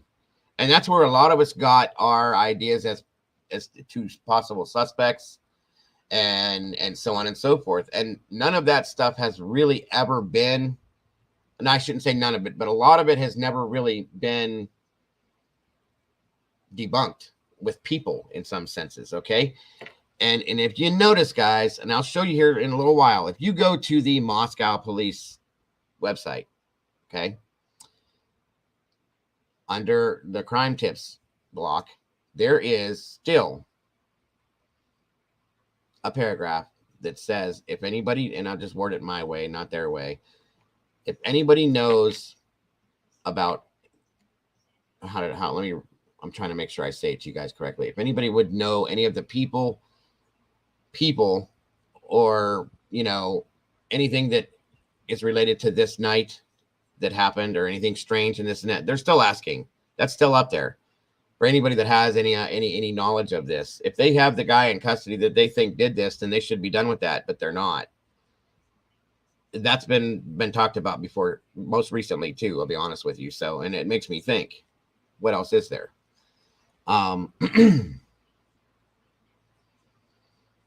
Let's see. The Killer Clown accounts and movie was real. Yes, I had heard that. Speaking of rumors, do any remember supposedly BF and DM? Maybe others saying that they saw BK in a white car out the window. Yes, I do remember that. Misty says, I believe it was 4chan as well. However, the police responded with that rumor was not accurate. Was it that they were zip tied? Is that the accurate thing? HJ came out with those zip ties. That's, again, Misty, you're right. And that's what I'm saying. We really don't know, guys. And Jules is correct. They do need to update that unless that is updated and they're still looking and they still don't know. And we don't know whether that's right or wrong. We really don't. I'm not sure if you've discussed this, but I would like to think with surviving roommates that those they called over prior to law enforcement being called there would have been some blood outside from all of them. Thank you. How did that happen? How did that not happen? That doesn't make any sense, folks. That makes zero sense. What else is there? It's that the DA knows that the PCA does connect the dots. Yeah, right. I agree with everything everybody said in here. I really do. I'll be honest with you. Moving on. Sorry about that, folks. We had some good times together. The Haytons treated the kids like grandchildren. The couple shared these photos from Ethan's mom's Instagram page. This one taken just a few weeks ago at Parents' Weekend. Dave recalls Ethan as smart, athletic, and always respectful. He says all three were great kids, and having one of them gone is inconceivable. I remember last night I woke up several times and I think, gee, I wish somebody would just tell me this is a bad dream. But unfortunately, it's not a bad dream. It's a reality. Still no word as to a potential motive in these killings, no word as to a potential suspect. However, authorities in Idaho do say that there is no threat to the public. In Conway, Washington, Eric Wilkinson for Prem 2 News. We've watched this memorial grow all day long, students dropping off flowers and stuffed animals, remembering the 4 young lives that were lost. And there's still a lot of unanswered questions tonight, like how this happened and why. Like, it's all just shocking and scary. Like, I never would have thought that this would have happened here. Tonight, yellow crime tape still surrounds the house where 4 young college students were found dead over the weekend, a crime shocking the University of Idaho community. Classes were canceled today, and some students have decided to go on Thanksgiving break early. A lot of people left last night, and then we were like, I know we were like one of the only ones who like actually stayed here last night. My mom has called me every single hour for like since like 7 a.m. this morning. So yeah, they want me to come home if I don't feel safe. Moscow police have not said much about what exactly happened, but they have released the names of the victims. 2 of them, Zana Kernodle, a junior from Post Falls, and Madison Mogan, a senior from Coeur d'Alene, were servers at the Mad Greek restaurant in downtown Moscow. The restaurant posted on Facebook saying the 2 brought so much joy to the restaurant and all they encountered. Mad Greek is now closed, giving staff time to grieve along with the rest of the community. And the university is planning a vigil for the victims. That's taking place at 5 p.m. on Wednesday on the lawn outside the administration building. In Moscow, Kyle Simchuk, KREM 2 News.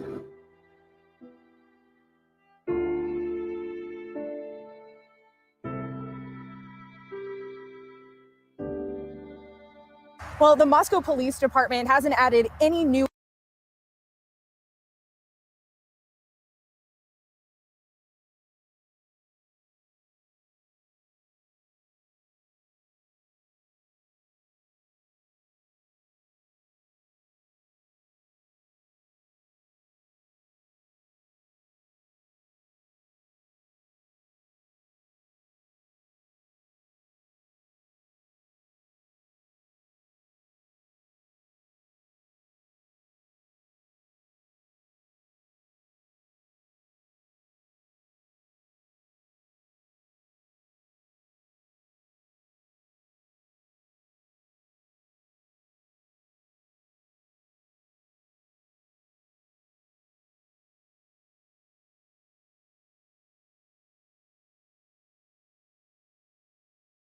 My microphone is muted. I'm sorry, guys. Let's back up.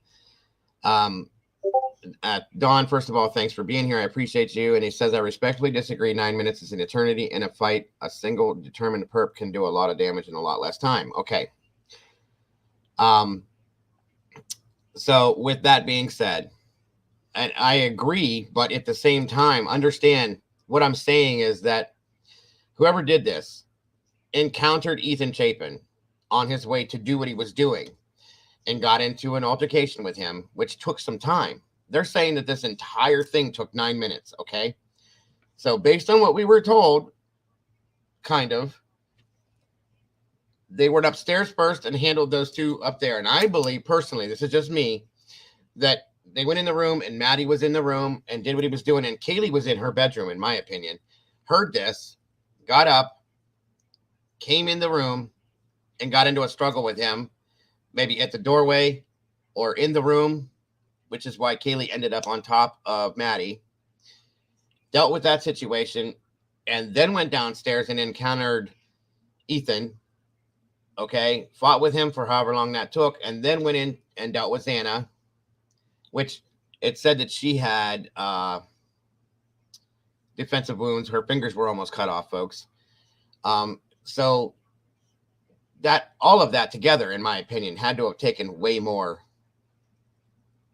than 9 minutes. I'm sorry. That's what I was saying. And that's what I was saying when I had spoken with my friend. A seasoned Navy SEAL probably could have, but not him. He had no kind of training like that, folks. None. Good to see you, Hash. No blood trail could also be indication the blood was left somewhere else. Then bodies dumped inside later. Again, nothing is off the table. There was a lot of blood in the house. So I would venture to say that, you know, I don't know. I don't know if I can actually agree with that 100%, but anything is possible, Hash. Like I said, absolutely anything is possible. Let's see. Devil says, I think she came downstairs to check the noise and was chased upstairs into Maddie's room. Very possible. Very, very possible. There's so many scenarios with this. No screams heard from victims. Rooms of victims were paired up, so screams would have been heard. This house was also placed in an amphitheater setting. sound really traveled. Cops were on Banfield. Thank you very much, Sammy. That is a point that I've been making or trying to make, that there's no way that this was not heard, first of all, by the two survivors in the house and or the people outside. I don't understand how nobody outside heard this. Well, there was supposedly a recorded scream at some point that we can touch on. I don't know if that's what it is or if it's an actually maybe just a tire squealing or something like that. I don't know for sure, but you know, we'll look into that too. Let's see. Dawn says again, spend 9 minutes without any distractions and think what you could do in a house with 4 sleepy. Right now, here's the thing: if there was no distractions, no encounters with anybody, and you could just actually go in and boom, boom, boom, boom, and do it. My friend that I had talked to said, yeah, that could be possible, but that is not how that happened. There was obstacles to go through. You know what I mean? So yeah, in that sense, okay, but what Dawn is saying, I can agree with in that sense there. With 0 distractions and they're sleeping, yeah, okay. I'll give it that. But that's the only way I could do it or agree to it. Let's see, Jules is saying now, so there's no way that the people in the house didn't hear it. A cam 50 foot away did. That's the point. That's the point.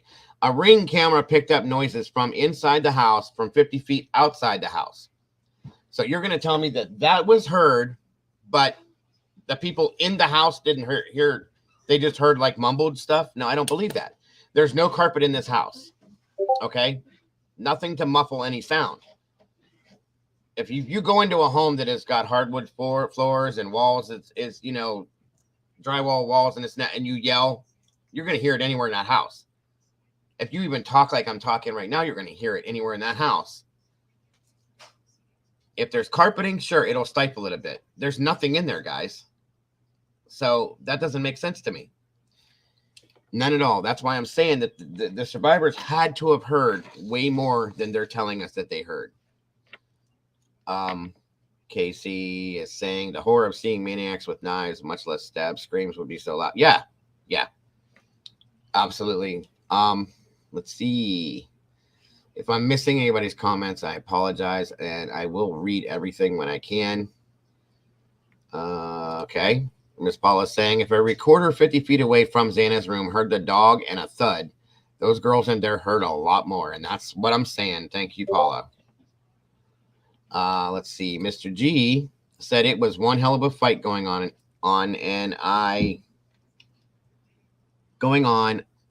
in there. People heard this 100%. I agree with you, Misty, as well. And he did definitely say that. Let's see. I'm going to check down here. There's definitely something more to this. That's absolutely correct, Fupa. All of this exposed the right people need put away 100%. They had a strong alibi. Who? Another question we have, and we're going to get to that as well. There were police foot patrols blocks from 1122 King. They were right across the street in the Banfield stopping people. We watched cam video of that, folks. Sorry, guys. And why didn't anybody hear anything from there? Why didn't anybody see anybody coming or going from there? Well, you know, then they referenced that video of when they have the guys stopped and they're checking their IDs of the guys that ran behind them. Is it possible? Welcome, PPR. Thanks for joining us, brother. Good to see you. Good to have you here. Again, 98 people here, guys. Please, if you haven't, please leave me a little DNA on that like button. Share this out. It's great to have you all here, and I appreciate every single one of you guys so very much. All right, guys, let's continue with this here. Great information. By the way, great comments, questions, opinions, everything, guys. It's absolutely amazing. Hold on one moment. Double Doll 66, Mr. G did state, share the strong alibi, and then stated they wouldn't share someone's alibi like the cops won't tell them someone's alibi, which is odd. It is very odd. I do agree with you on that one, Jules. It makes no sense to me whatsoever, just as most things don't. Moving on, though. Great comment, Jules. They released a press release this morning about the homicide investigation. But a few hours ago, we did speak with the Latah County coroner. Kathy Mabbitt is calling all four deaths homicides and that the cause of death is likely a stabbing. But we won't know that for certain until the autopsy report comes back and she can make that official ruling. Now, to take that a step further, Latah County contracts its autopsies out to the Spokane County Medical Examiner. And I confirmed this afternoon that Spokane County is in fact conducting the autopsies on the 4 University of Idaho students. Now, the Spokane County spokesperson says the medical examiner has not yet started those autopsies. Once they are done, the medical examiner will forward her recommended findings to the Latah County coroner. And the Moscow Police Department or the Latah County coroner will release the official ruling. Now, this afternoon, when we talked to the coroner, she described a gruesome crime scene. Well, there was a lot of blood. It was a very sad scene. Mabbitt adds that she does not believe the toxicology report on each of the 4 University of Idaho students will be relevant to the manner or cause of death. Now, Mabbitt has been the county coroner for 16 years in Latah County. She says in that time, there have been at least 2 other multiple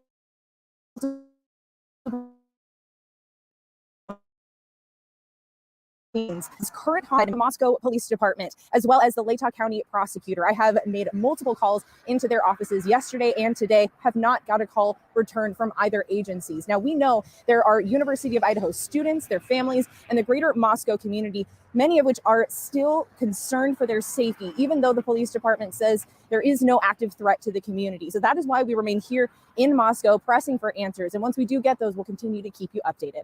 Reporting in Moscow, Amanda Rowley, KREM 2 News. 2 of the 4 University of Idaho students who died on Sunday, Xana and Maddie, both worked here at Mad Creek Restaurant for now, and they've also put out a memorial for all 4 of those students.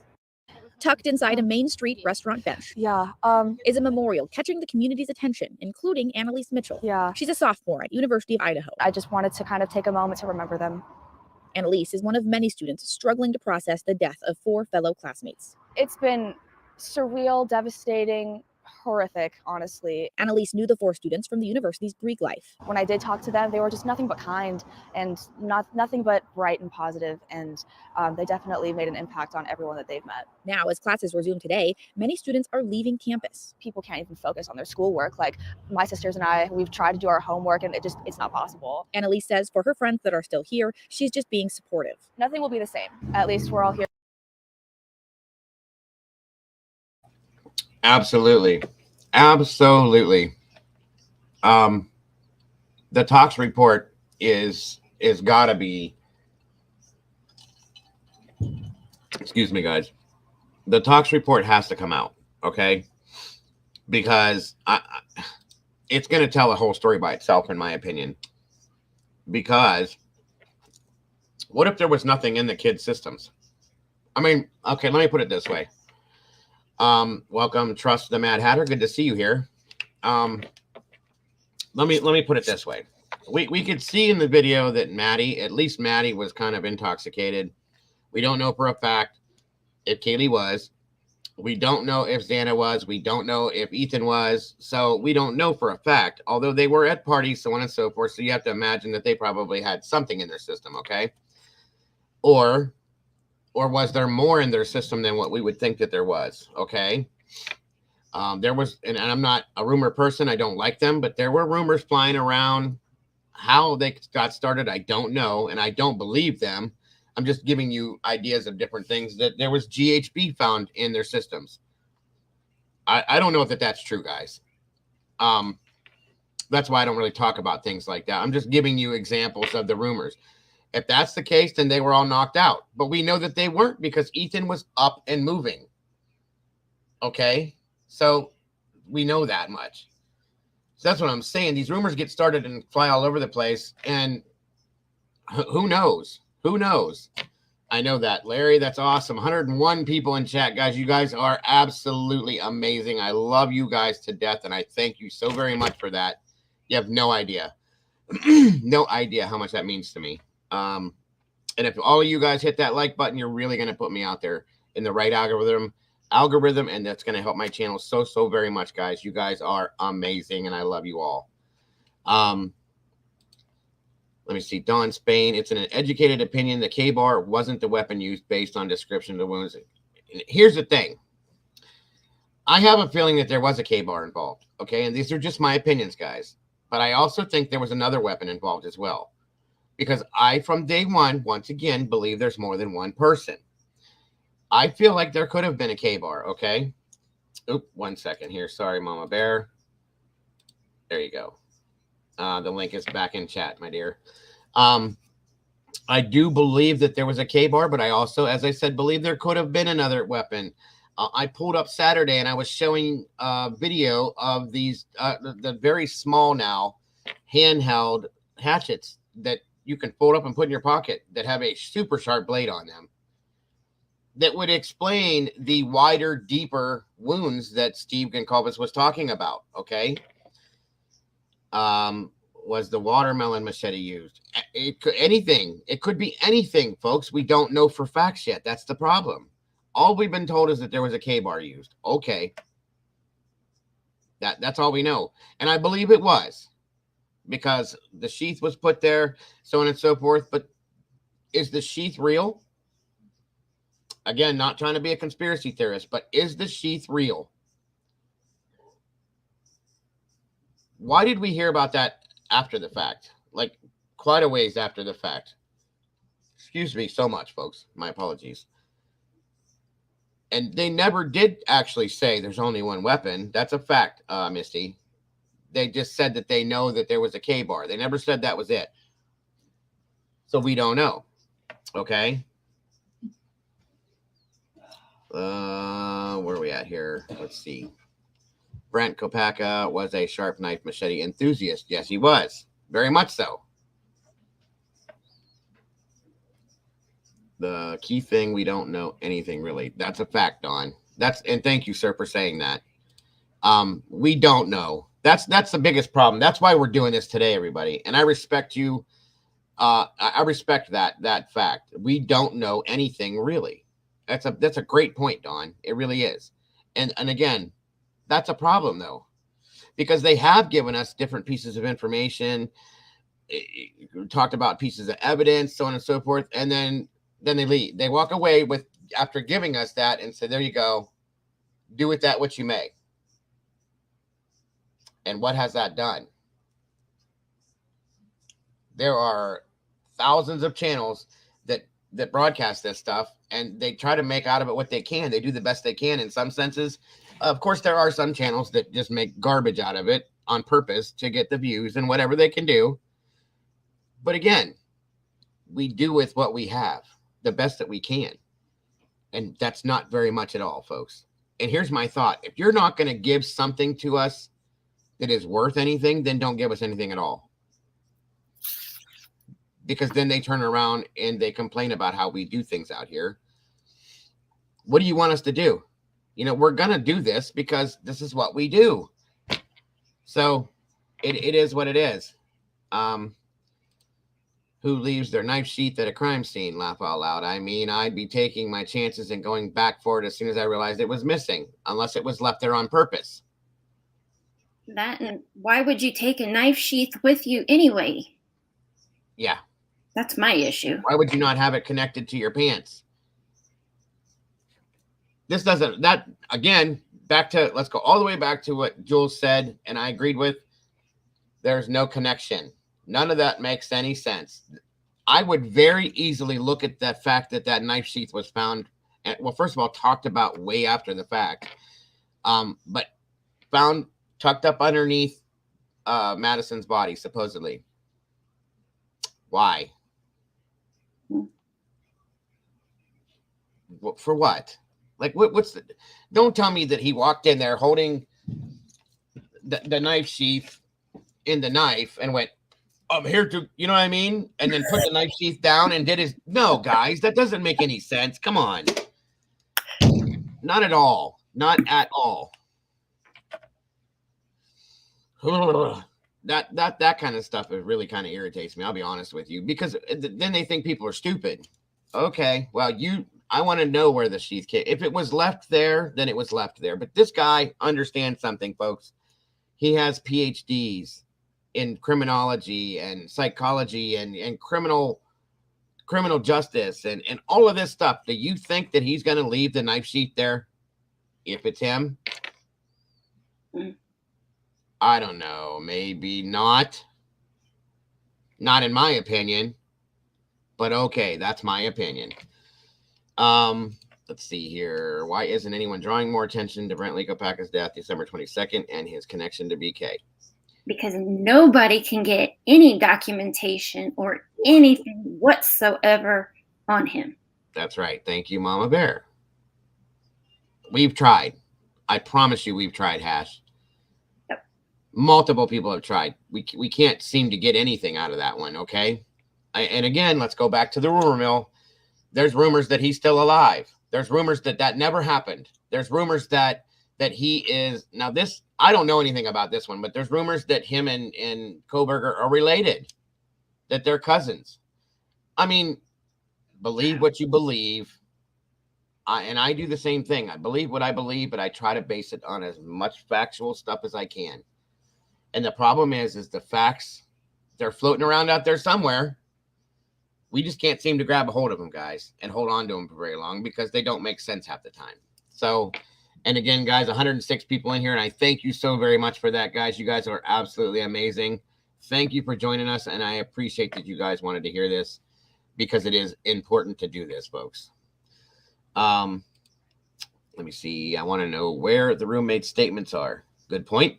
I want to know if BK swatting Brent because I haven't seen anything about the roommates at all. That's another problem that I have. If we're going to talk about that for a second, the scenario that happened with Brent Kopaka, the police were called to that place because supposedly his roommates were threatened by him with a gun. Who are the roommates? They never showed the roommates on TV, in the news. There were no statements taken from them. Nothing. They just disappeared. Who are they? And I've had people send me DMs, folks, that came to me and said, did they exist?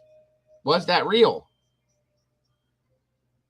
And you know, supposedly that Chief Fry from Moscow was on that scene too. You know that, right? I think I heard that, yeah. And here's the thing. And people were asking me, why was Chief Fry at the swatting scene for Kopaka? And I said, well, I don't know that actually, if he really was, okay, but if he was, maybe they needed reinforcements, from local departments. Maybe he was in the area because a lot of cops have scanners and radios and they hear things. And maybe he drove there on his own because he was maybe in that realm of area driving around or whatever and showed up to assist because he is a police chief in another town that's very close. Maybe. But I don't know. We don't know because we don't know. Right. What is this here? Oh, wait a minute. Let me do this one. I'm sorry. Was it Brent Kopaka who got kicked out of Moose Lodge earlier that night, 12th Veterans Day, due to female complaint? That I don't know. That's a good question though, Hatter, because I'm going to look that up because I don't know. Yeah, I've also heard that Brent and Bryan are cousins. I don't know. I looked and I couldn't find any proof, but I don't know. A neighbor heard Kopaka yelling he wasn't going to hurt anyone, but he knew who 86'd the roommates. And then he's dead. Okay. Let's see. The suppression of Brent's case is most questioning thing. It absolutely is, Jules. Thank you.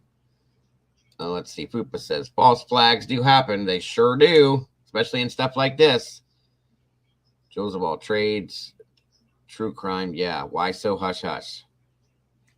I mean, the point of FOIA is so that anybody can request documents on something, but yet FOIA is denying everybody that everybody.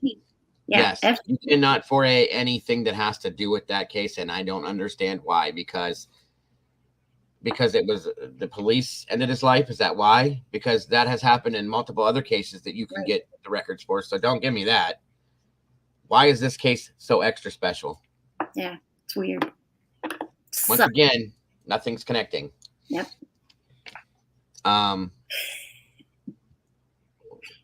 What's the matter? Oh, I said it's sus, and then I looked over, and Jules said that is so sus. Yes, right.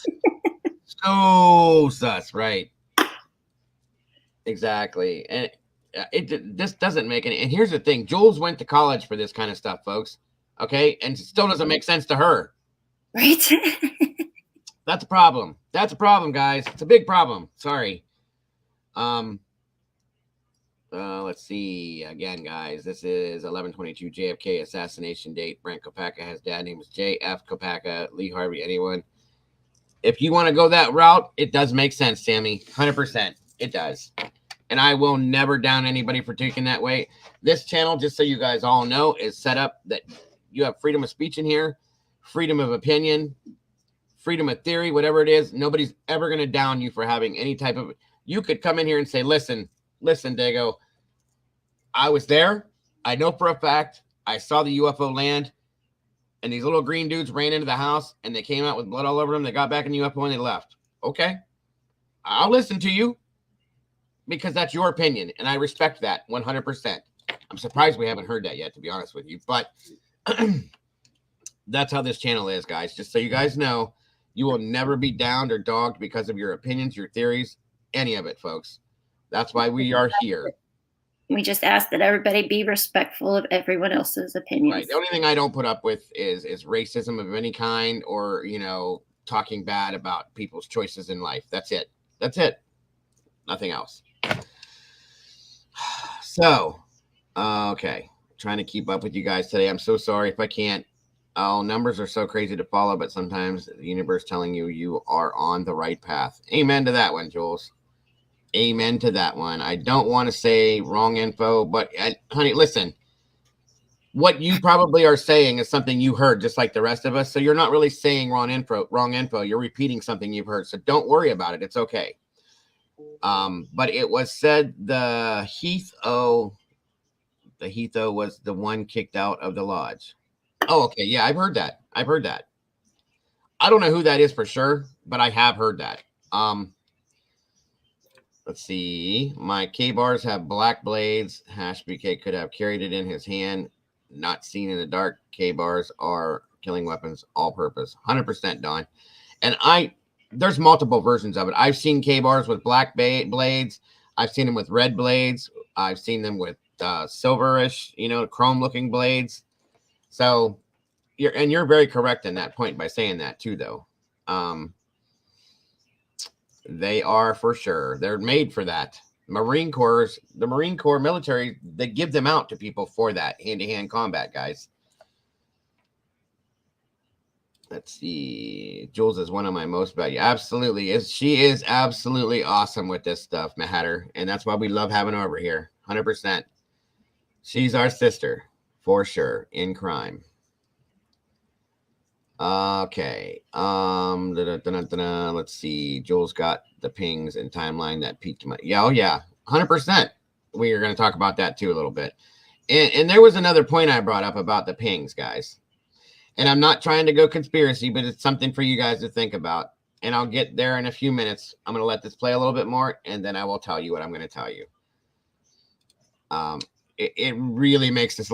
It really does make some sense in that aspect as soon as I tell you this. Miss Brandy's in the house. Good to see you, darling. Thanks for joining us today. Moving on. Sorry. Here for each other and just remembering. But that community doesn't take away the pain. I'm just angry, honestly, because again, it's four people that have touched so many lives and have touched my friends, and to see them in such grief and suffering, it just makes me angry. In Moscow, Nicole Hernandez from 2 News.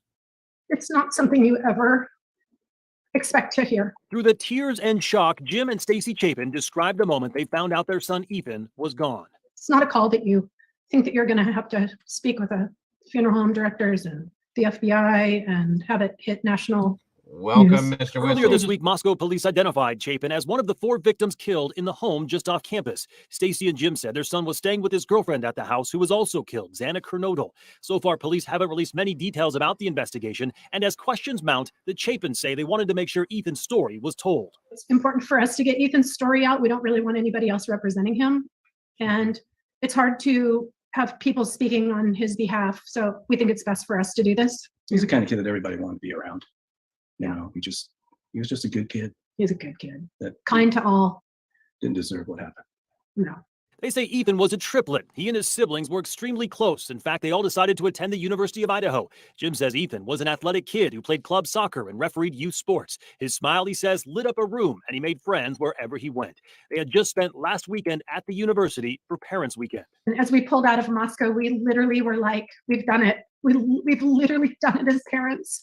We've created 3 incredible humans that will go on and have something great to offer to this world. Honestly, all 3 of them. A week later, as they grapple with this horrific loss, they say they're determined to keep moving forward for Ethan. But we will not let this sink us or sink our kids, because if anything, they have to go on and shine Ethan's bright light on their own.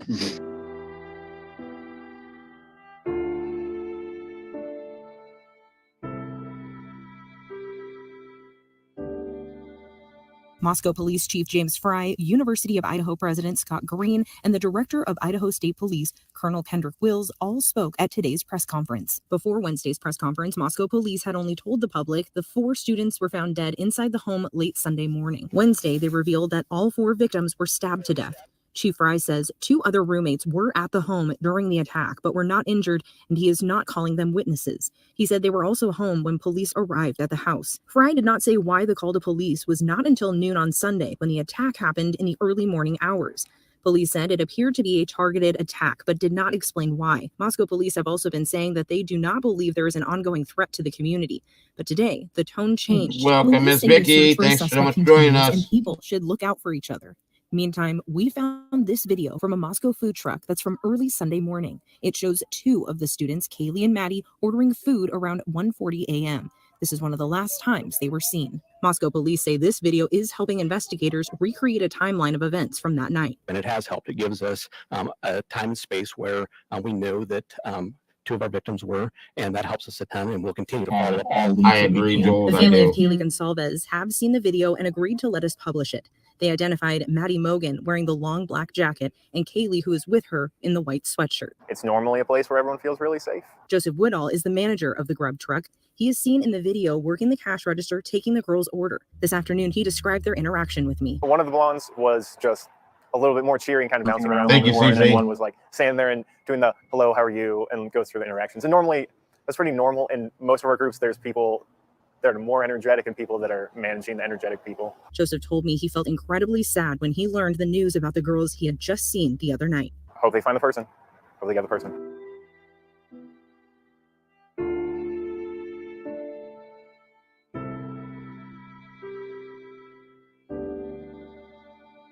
Definitely a somber mood at tonight's game. Quite a few empty seats in the student section as well. A lot of them have gone home early for Thanksgiving break, but we talked to students that decided to stick around. They were at tonight's game and they told us they were happy the university didn't cancel this, gave them a chance to see some of their friends, classmates, and somewhat sense of normalcy. A lot of them telling us they won't feel entirely safe on campus until this murderer is caught. Basketball fans, at this time, we ask that you please stand and join us in a moment of silence for the 4 University of Idaho students that were tragically taken from us on Sunday. The names of the 4 students found murdered inside a home near campus were read aloud before tonight's game. The Moscow community still in shock.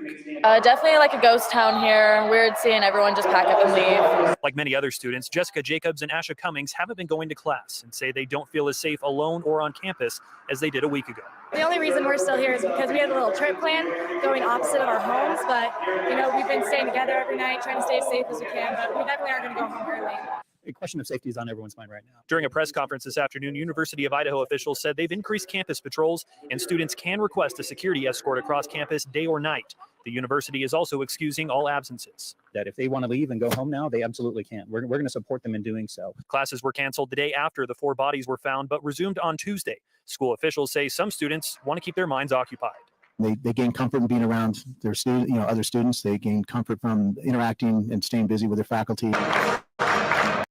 Okay, Paula, and anybody else that has this question, Officer Payne is the officer whose name is on the affidavit, the investigating officer for the scene. Okay. Now, I'm gonna say this. Okay. Let's see. Hold on. Welcome, Harlot Oscara. I love that name. That's an awesome name. Harlot Oscara. That's great. DM did hear stuff. PCA playing with dog was probably thuds of K&M being killed, ambushed while asleep, half drunk. Might not have been any screaming or barking. Don't get why people say she didn't hear. None of us do, Harlot. None of us do. Welcome, Bernice Rivera. Yeah, I think that's already a regret, my dear. I was getting ready to talk about that here real quick. So, because a lot of people are referring to this, okay? So that's why I'm going to talk about this. Now, everybody has their own opinions, and we all watched the video. Wait, what? Brent Kopaka was killed in action in Afghanistan, December 15th of 2022. What? Where did you get that from, Hash?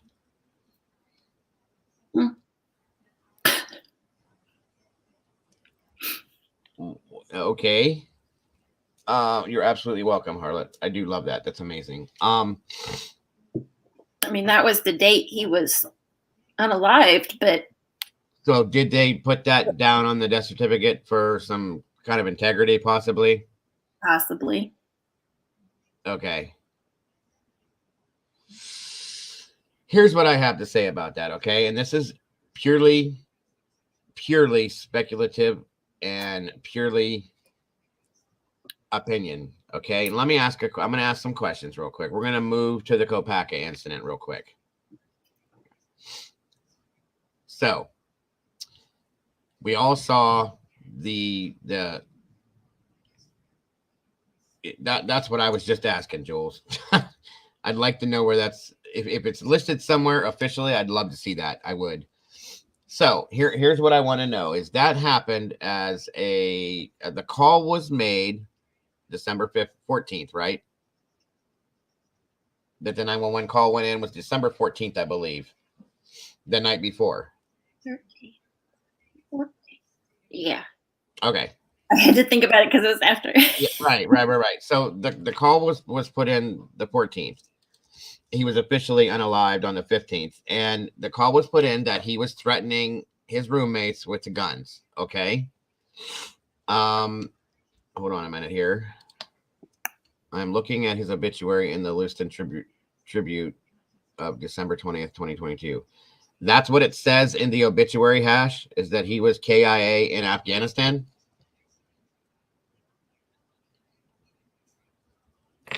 Oh, wow. That's crazy. If that's fact, we're gonna have to pull that up. Making a note. Yeah. So that was the call, and then they went on with it. Okay, and it went on for quite a long time.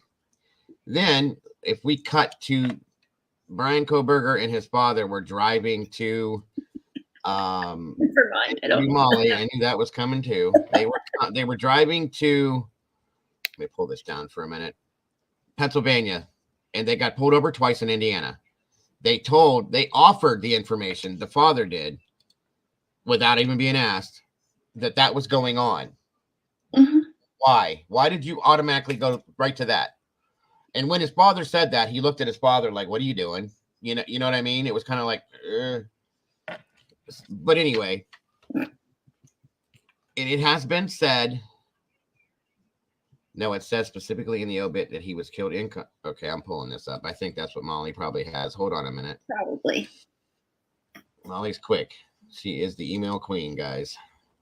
And I love you for it, Molly girl. Give me 1 second, everyone. Yep, that's what it is. She's very quick. Let me see.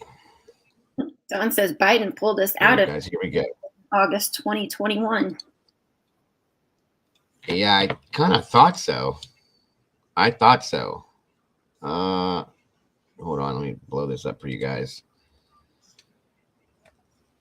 It is with great sadness our beloved son, Brent Kopaka, went to heaven on December 15th, 2022, as a result of a traumatic brain injury sustained in combat in Afghanistan, which led to a 16-year ongoing battle with severe PTSD. Brent was born October 4th of 1986. This is sad. Survived by mothers Darcy Nixon and stepfather. Okay, I'm not going to read all that, guys. Okay, Brent proudly served U.S. Army from 05 to 09 in the 2nd Battalion, 508th Parachute Infantry Regiment, 4th Brigade Combat Team. So he definitely was a combat Marine, folks, period. Front lines, when there's a war, when there's anything, these guys go in first. End of story. Okay, so let's go. Brent was also awarded the Purple Heart for his service in Operation Enduring Freedom in Afghanistan by volunteering to serve in the United States Army during time of war. Brent proved himself to be not only a man of great dedication, but also selfless servant of the people of our nation. Brent epitomized the values and standards that all paratroopers strive to achieve. Brent's valor in the face of the enemy is a great credit to his character. Okay. Those who knew Brent knew him as a loving, caring, very loyal friend. He was very loved by his family and friends. Brent always enjoyed remembering people on their birthdays and special occasions. Brent enjoyed the outdoors, blah, blah, blah. Let me read through. No disrespect intended. I'm just trying to get through this. It was hard for him to settle in one place, made friends everywhere. Okay, over the course of the past 16 years, Brent fought a courageous battle against PTSD and in the end couldn't break free. So this doesn't actually say. Right. Paula said it best. She said, the family wants the world to know he was suffering from PTSD when he committed the crimes that led to his unaliving. Right. And I get that. I do. You don't want to put out there that he was shot to death by police because of what he was going through. And that's a whole other show, you guys. We've done this before. We've talked about this. I have a huge, huge problem with how our vets are treated and for what they do and what our government does not do for them. And I've talked about it before, and that's never going to change. So whether or not Brent was involved in the Idaho case, we don't know. Okay. We don't know, but the way they put this out there and from what they showed us, good evening from Rome. Well, welcome, Cindy. Awesome. Good to have you. I'm so glad the YouTube algorithms brought me here. Thank you for thinking out of the box and using common sense, as you said earlier. Awesome, Cindy. That's amazing. Thank you so much. And it's great to have you here. Yes. It is great to have you here. That's awesome. So this is hard for me, guys, to say that he was involved in this, and he very well may have been. We don't know that, okay? And if he was, then he was at this point. But at the same time, this was a hero that fought for our country, that earned the Purple Heart, that did so many other things that I can't be disrespectful and say that I think he was involved in it. I'm not going to do that until somebody brings me some kind of actual proof that says Brent Kopaka was involved in this. I'm just not going to do it. Okay. Now, could he have been, could somebody have tried to frame him to make him look like he was involved in this? 100%. There are so many crazy things going on with this case at this point. Absolutely. Absolutely. And who better than to frame for unaliving 4 people than somebody that has PTSD, that's a military icon per se, that fought hand-to-hand combat all the time, that collects knives and swords. Come on. This is where the common sense value comes in, guys. Absolutely. Do I think he did it? No, I don't. I personally do not think that he had anything to do with this. That's my opinion. It doesn't mean it's the right one. It's mine, okay? And there's reasons why I think that, based on just what you read in this obituary about him alone. That's my reasoning right there. Okay. I'm not going to go anywhere else with it. All I'm going to say is, to me, yes, I could see this being a frame job, trying to draw the attention from the actual person and put it on him, because now he's gone. Who can prove it? Who can prove that he didn't? Unless we have blatant proof that somebody else did it, of course they could try to do that, guys. And they're going to. Period. This is just what people do to each other. It's sad. It's disgusting, but it is what it is. Yep. So that's what I think of this scenario, because of the fact that, Kohberger and his father left the day that this went down. I've never heard from any of the roommates before, after, during. Nobody has said, yeah, man, I feel bad. He said this, he said that. We just had to call 911 and get it dealt with. That was never talked about by anybody. So how do we know that's how that happened? Somebody else could have called this in as a SWAT very easily. In turn, that draws all the attention away from this scenario to that scenario. And now everybody's going, well, look, this, and I hate saying this, and no disrespect intended, but other people are going, look, this guy went crazy. He's got PTSD and this and that. He very well probably did this. And that's how this has gone. Not saying I agree, nor do I like it, but that's how this has gone. What did Brent know that might have pushed him over the edge?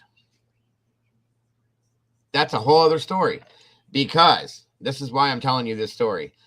It was brought to my attention at one point, long time ago, and I never paid much attention because I didn't want to. I'll be honest with you. That one or two of his roommates, Kopaka's roommates, could have been involved in Idaho. In turn, there was an argument that maybe Brent had found out about, and they talked about, argued, blah, blah, blah. That's what this turned into. I'm not saying that that's in any way, form, shape, or whatever what happened. It's what was brought to me. People have sent me crazy things, folks.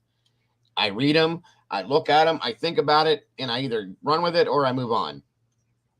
If it's not factual, I usually move on. Okay.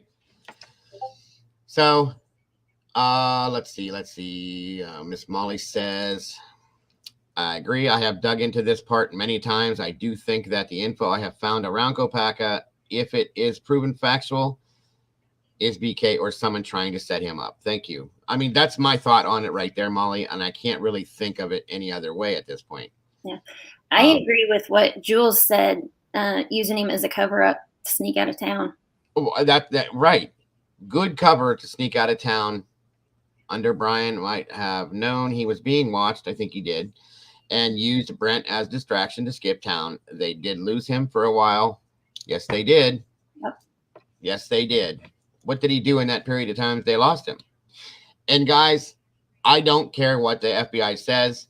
I don't care what any other law enforcement agency says. When they say that they didn't stop him on purpose, yes, they did. Come on. Who lives in Indiana? Okay. I know that, okay? He lives in Indiana. What are the odds that somebody's going to get stopped twice in 10 minutes by two different agencies? Come on. Come on.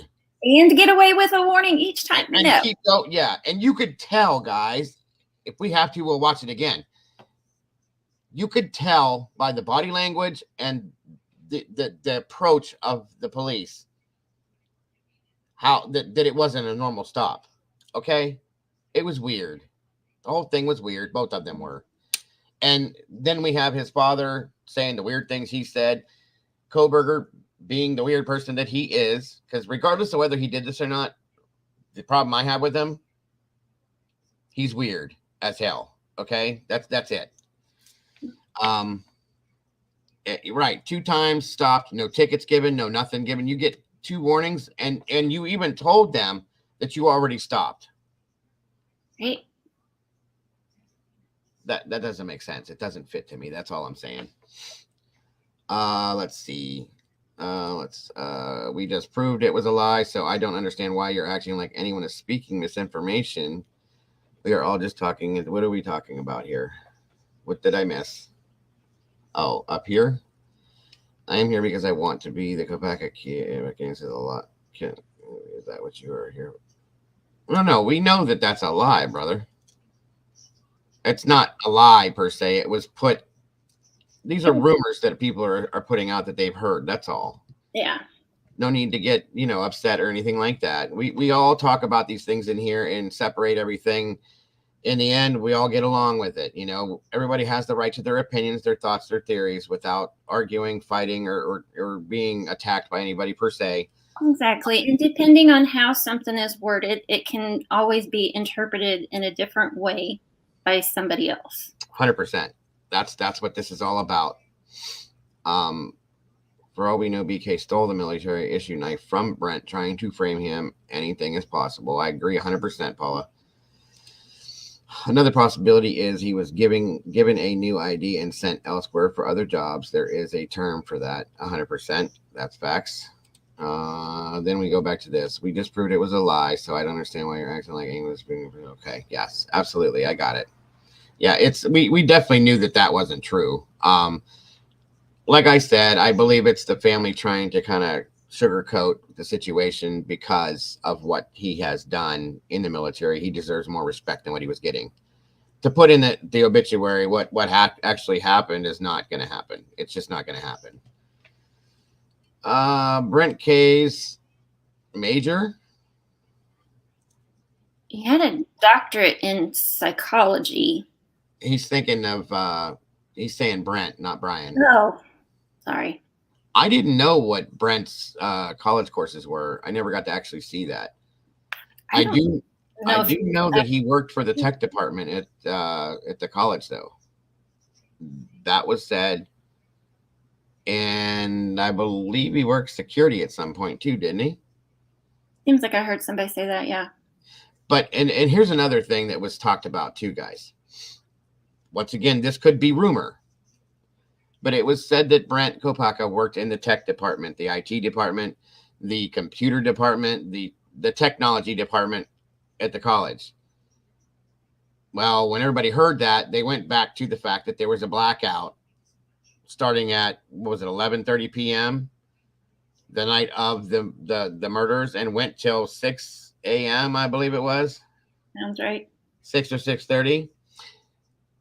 Somebody has to have control of that to be able to do that, okay? And everybody said that that's how they knew each other, okay? We're not there yet, Colleen. Welcome, by the way. I haven't touched on that yet, but welcome. It's good to have you here. Let me catch up with chat, guys. Harlotte Oscara, Ellie originally told us in press conference that the roommates didn't see or hear anything. Fact. But then the PCA we got, the eyewitness account by Dylan, is what I meant. Sorry, I missed it. It's okay. Like I said, there's a lot going on, guys. Bernice says, the more I deal and look into this case, the less I think BK did it. At best, driver. I said that the other day. What if he was just a driver, guys? What if he was just the driver of the car and took the fall for everything? Very possible. That makes sense to me, but we don't know. Back to that. We don't know. Did it best driver or just came for other reasons and saw what happened and bolted? I don't know, but the car didn't even match his car per FBI expert. Fact. Now, remember what I said about all the people that were being called per se over before police were called? And a crowd formed. What if he was in that crowd? What if he went in the house because of his, these are all just complete total bullshit speculations. I'm just explaining to you the what ifs that come with this case. What if because of his background and his college, his teachings, what if he went in the house and walked around and looked at it and like, oh my God, this and that, and you got to do this. And somehow that's how the touch DNA got onto the whatchamacallit. What if that's what happened? Not saying it did. Don't run with it. I'm just telling you. There's a whole lot of what ifs because we don't have any for sure's. Who cleaned that van's print? Tested for welcome. Smoking Mirrors. Good to have you, by the way. I love your little picture. That's cute. If this was a lone suspect, they definitely didn't have time to clean in the PCA timeline. For sure. That's a fact. We said that earlier on in the stream when I first started, and you are 100% correct in my opinion. Well, if they called people over, how do we know Bryan wasn't one of the ones they called? Thank you, Jules. That's what I'm saying. They show us in the PCA he goes back over there 9:30. Why? An interesting question. I'm going to make a point to you guys real quick here, and I'm not saying that this includes this person that I'm about to speak on. Thank you so much, Brandy. I'll put it at this point, guys. If anybody would like to call in right now, guys, and express your opinions, your theories, any of that, the number is 234-703-4046. I would love to hear from you guys. As would Mama Bear. We always love to hear people call in. Usually give people 3 to 5 minutes to explain what they would like to explain or talk about their opinion. Sometimes the voice is easier than the typing, guys, and we love hearing people's voices and putting voices with faces. So please do. Again, the number 234-703-4046. Give us a call. I would love to hear from you guys. Bernice, I agree with you, Bernice. She said, I would believe Ellie involved before the cartel. Let me go. Did I miss that? Where did it go? Where did it go? Is it at the bottom or the top? It's around 226. That helps. 226. Bernice's comment? Mm-hmm. I must have really piled in. Well, that's okay, Brandy. Hold on. Let me see here. Well, let me pull this up. Okay, this is from Harlow. I still love that name. I thought you were saying we found out that DM heard in the PCA was a lie because in your recent video, you asked if it's logical to believe they didn't hear it. Gotcha. All right. Now, Bernice says it's a couple people, in my opinion, and I agree with that one, Bernice. I'm trying to go back up to see if there's another. There it is. I would believe Ellie involved before cartel. I agree 100% with that, too. I really do. I mean, I'm not saying that the cartel couldn't be in Idaho, but I don't think this is cartel, guys, because there's a whole other aspect of Moscow, Idaho that exists that I do not believe would allow the cartel to be in there. The two wouldn't mesh well together. I'll just put it that way, okay? Exactly. And it's not law enforcement by any means. No. Totally different show, but we'll do it if we need to. I'll just tell you.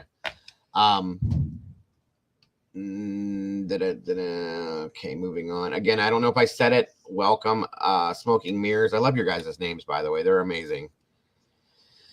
Yes, welcome. You. What's up?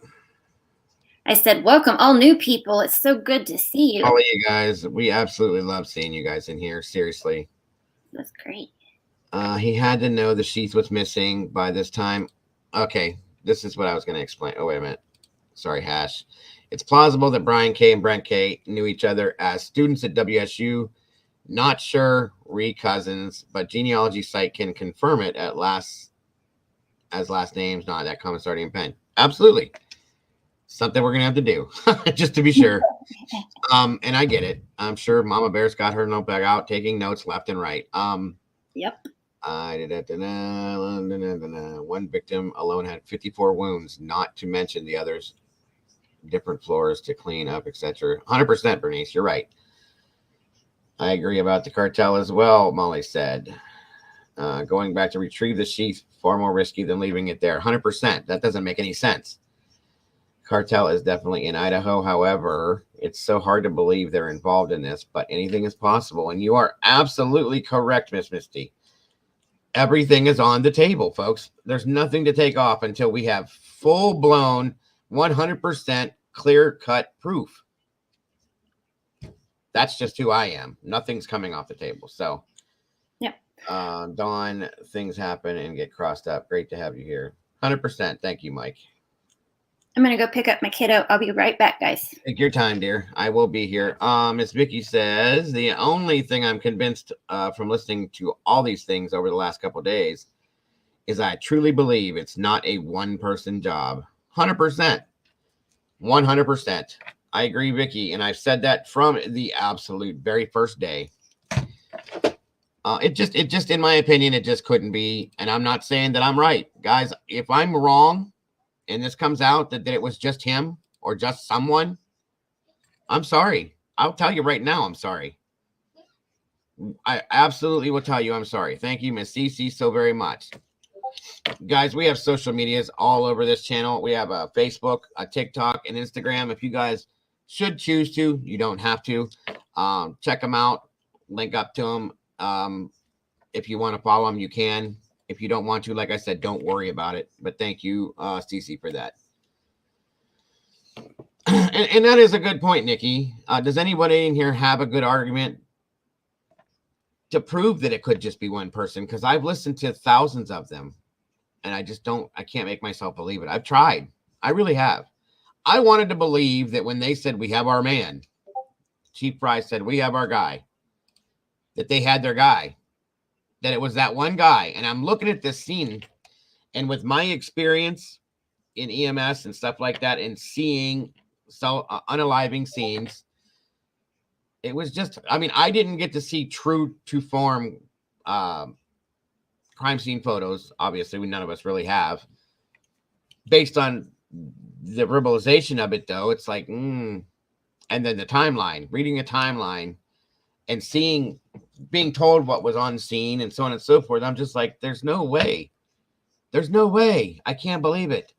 I've tried. Unravel, good to see you. Thank you so much for joining us today.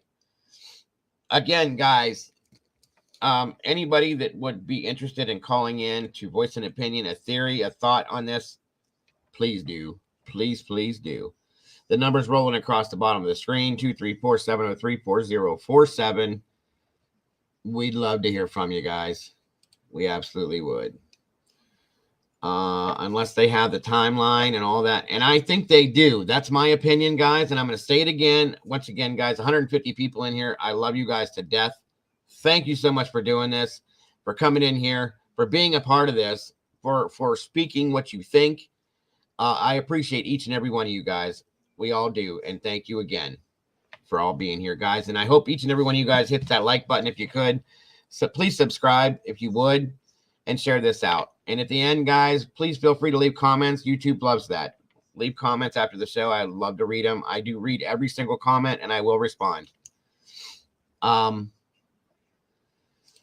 would love to see a bit. I would need to see a bit more evidence to make me believe it was just one. Me too. Me too. Absolutely, Devil Doll. Absolutely. And that's, I said that the day that I started with this case, Vicky, that it would make more sense if it was a gun. If it was a gun, then sure, one person. It is one person. So be it. Hash says the house was quite dark with that much blood in a small area. The perp would have been slipping and sliding all over the place. That's my thought too. Doesn't make sense. It doesn't connect. Nikki says, I don't think it was a solo job. Could make a logical argument for a solo perp. I mean, go for it, Nikki. You know, I don't believe it was one person. I can't. Let's see. Dawn says, wandering orphan, in my opinion, I believe it could be just one person, and I respect that, Dawn. As I stated above, doesn't mean it couldn't be multiple. But the arguments that there wasn't time, I don't agree. And I respect that, sir. I absolutely do.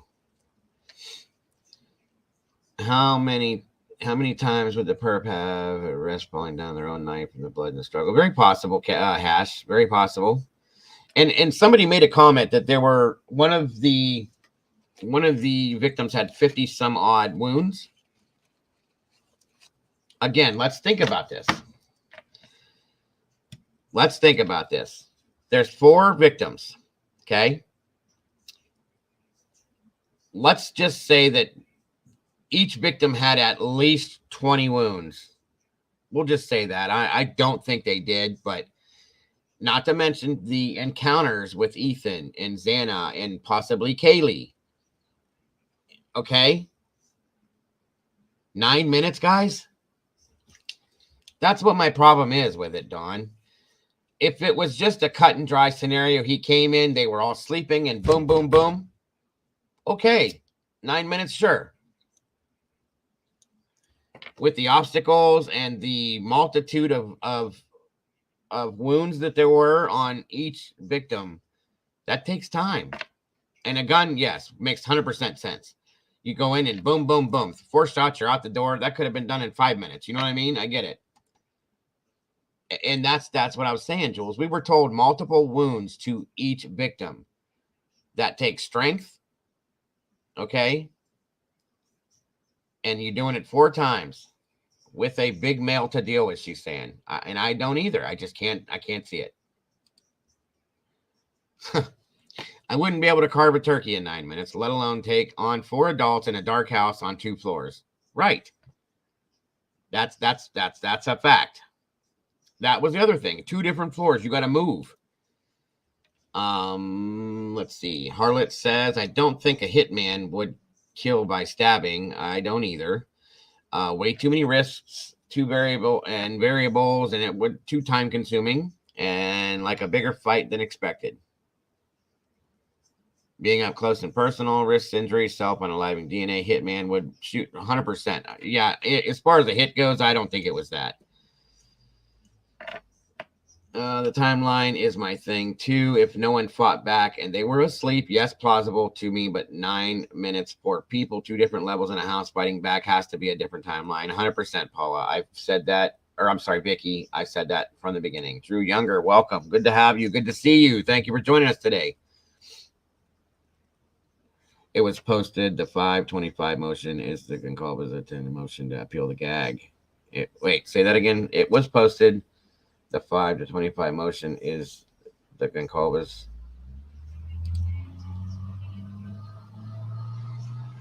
ATT motion to appeal the. Okay. Thank you, Misty. Oh, no. I put the phone number up. Mikey, I put the phone number up on the screen. You're welcome to call in, Nikki, if you want to.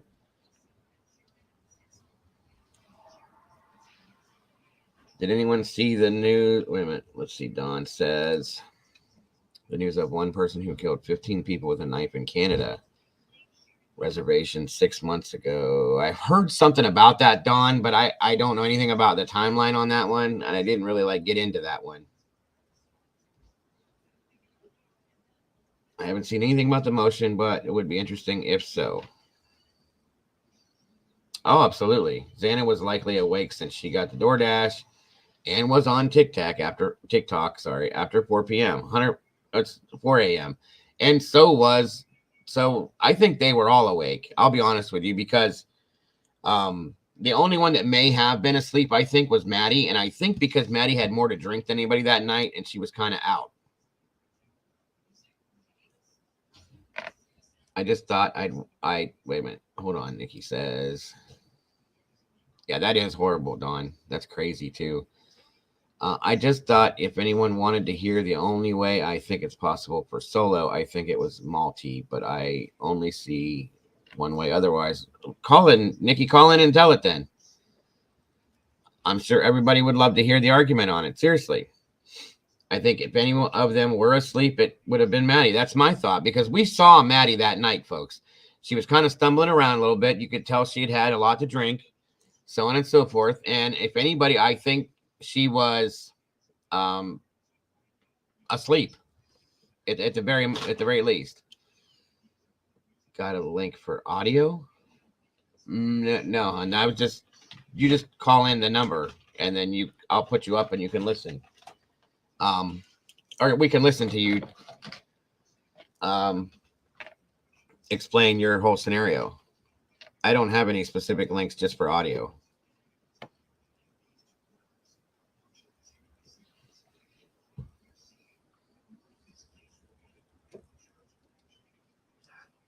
Well, one moment, everybody. I'm looking at something here real quick.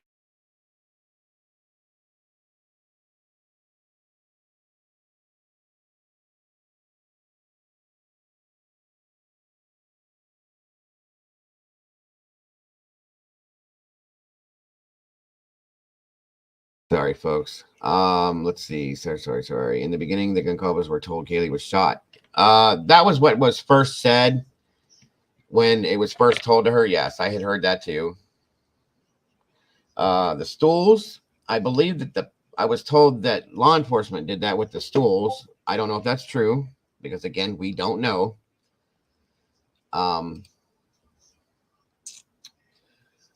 Annie Potts, good to see you. Welcome. Good to have you here. Considering we were told they were all in their rooms, I found it interesting. Forensics spent hours gathering evidence and taking photos in the living room and the kitchen. Absolutely, Annie. And here's the thing. They also spent a lot of time. You know the sign in the hallway upstairs that said good vibes on it, the greenery and stuff? They spent a lot of time underneath that. Don't ask me why.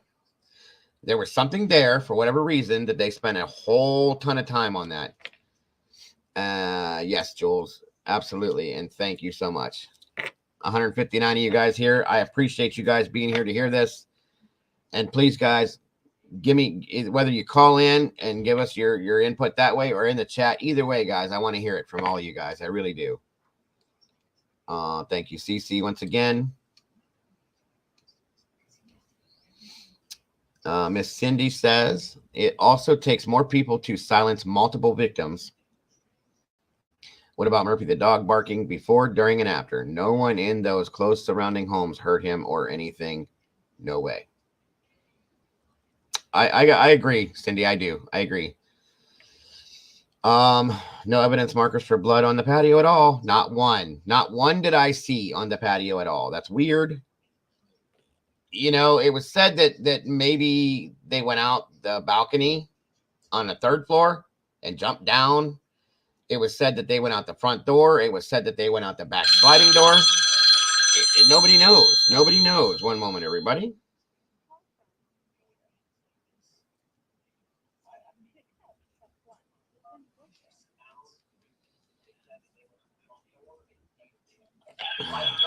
You are live with the Dago. Who am I speaking to? Hi, my name is Michelle Steppa, and I have been watching your show, and I have a question, a couple things that bother me. Absolutely. About the sheath not being seen from the first round, and then I forget which officer was pointed it out, but that blood scene they said was, you know, just horrid. I mean, it was even dripping to the outside. Yes. How can a sheath be sitting next to Maddie's body with only that one blood stain? Why wouldn't the whole sheath be bloody? Good you know point. What I mean? How does it sit there and be so clean except for one spot? First of all, thank you for calling in, Michelle. I hope everybody can, if everybody can hear her, let me know.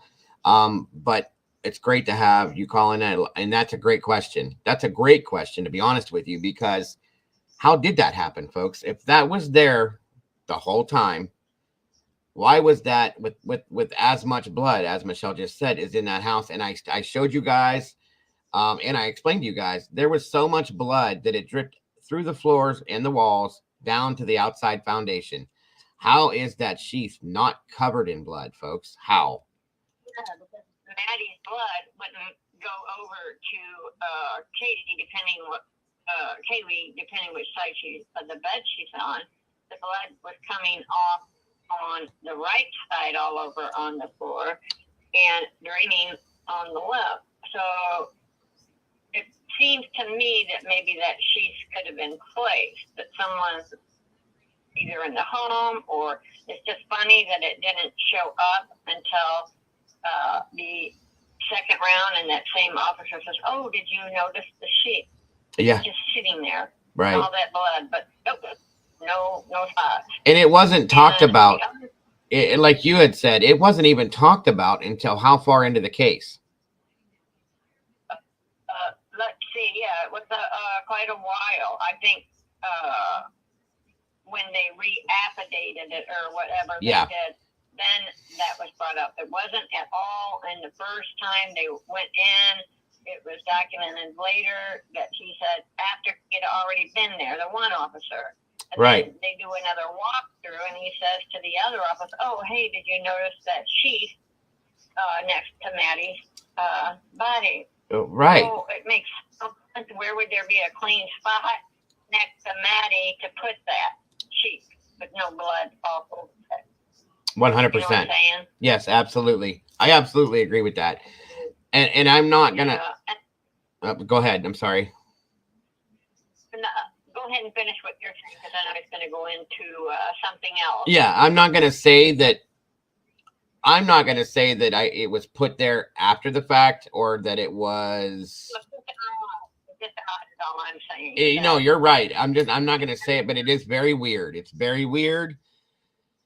I've heard. Go ahead. Go ahead. Okay, so the blood was dripping the outside down to the deep block, right? Yes, ma'am. Okay, so whose bedroom was above that the blood was dripping? Was it outside the wall, or wouldn't it have to come down one of the other rooms, bedrooms or living room, whatever, to get outside? From what I understand, when I did the virtual tour of the house, I believe, and if it's set up the way I thought it was, that it was Xana's bedroom. Because her bed, from what I understand, her bed was up against that wall, that outside wall where the blood was dripping to the outside. So there was a lot of blood that may have come from that scenario, maybe from the bed itself. It was talked about that Xana, now, again, this is all alleged, and I don't know for a fact because we haven't seen that. It was talked about that Xana was nearly decapitated, okay? Which would in turn, if anybody knows this, not to be gross, once again, let me do this real quick because I don't want to creep anybody out. Little trigger warning.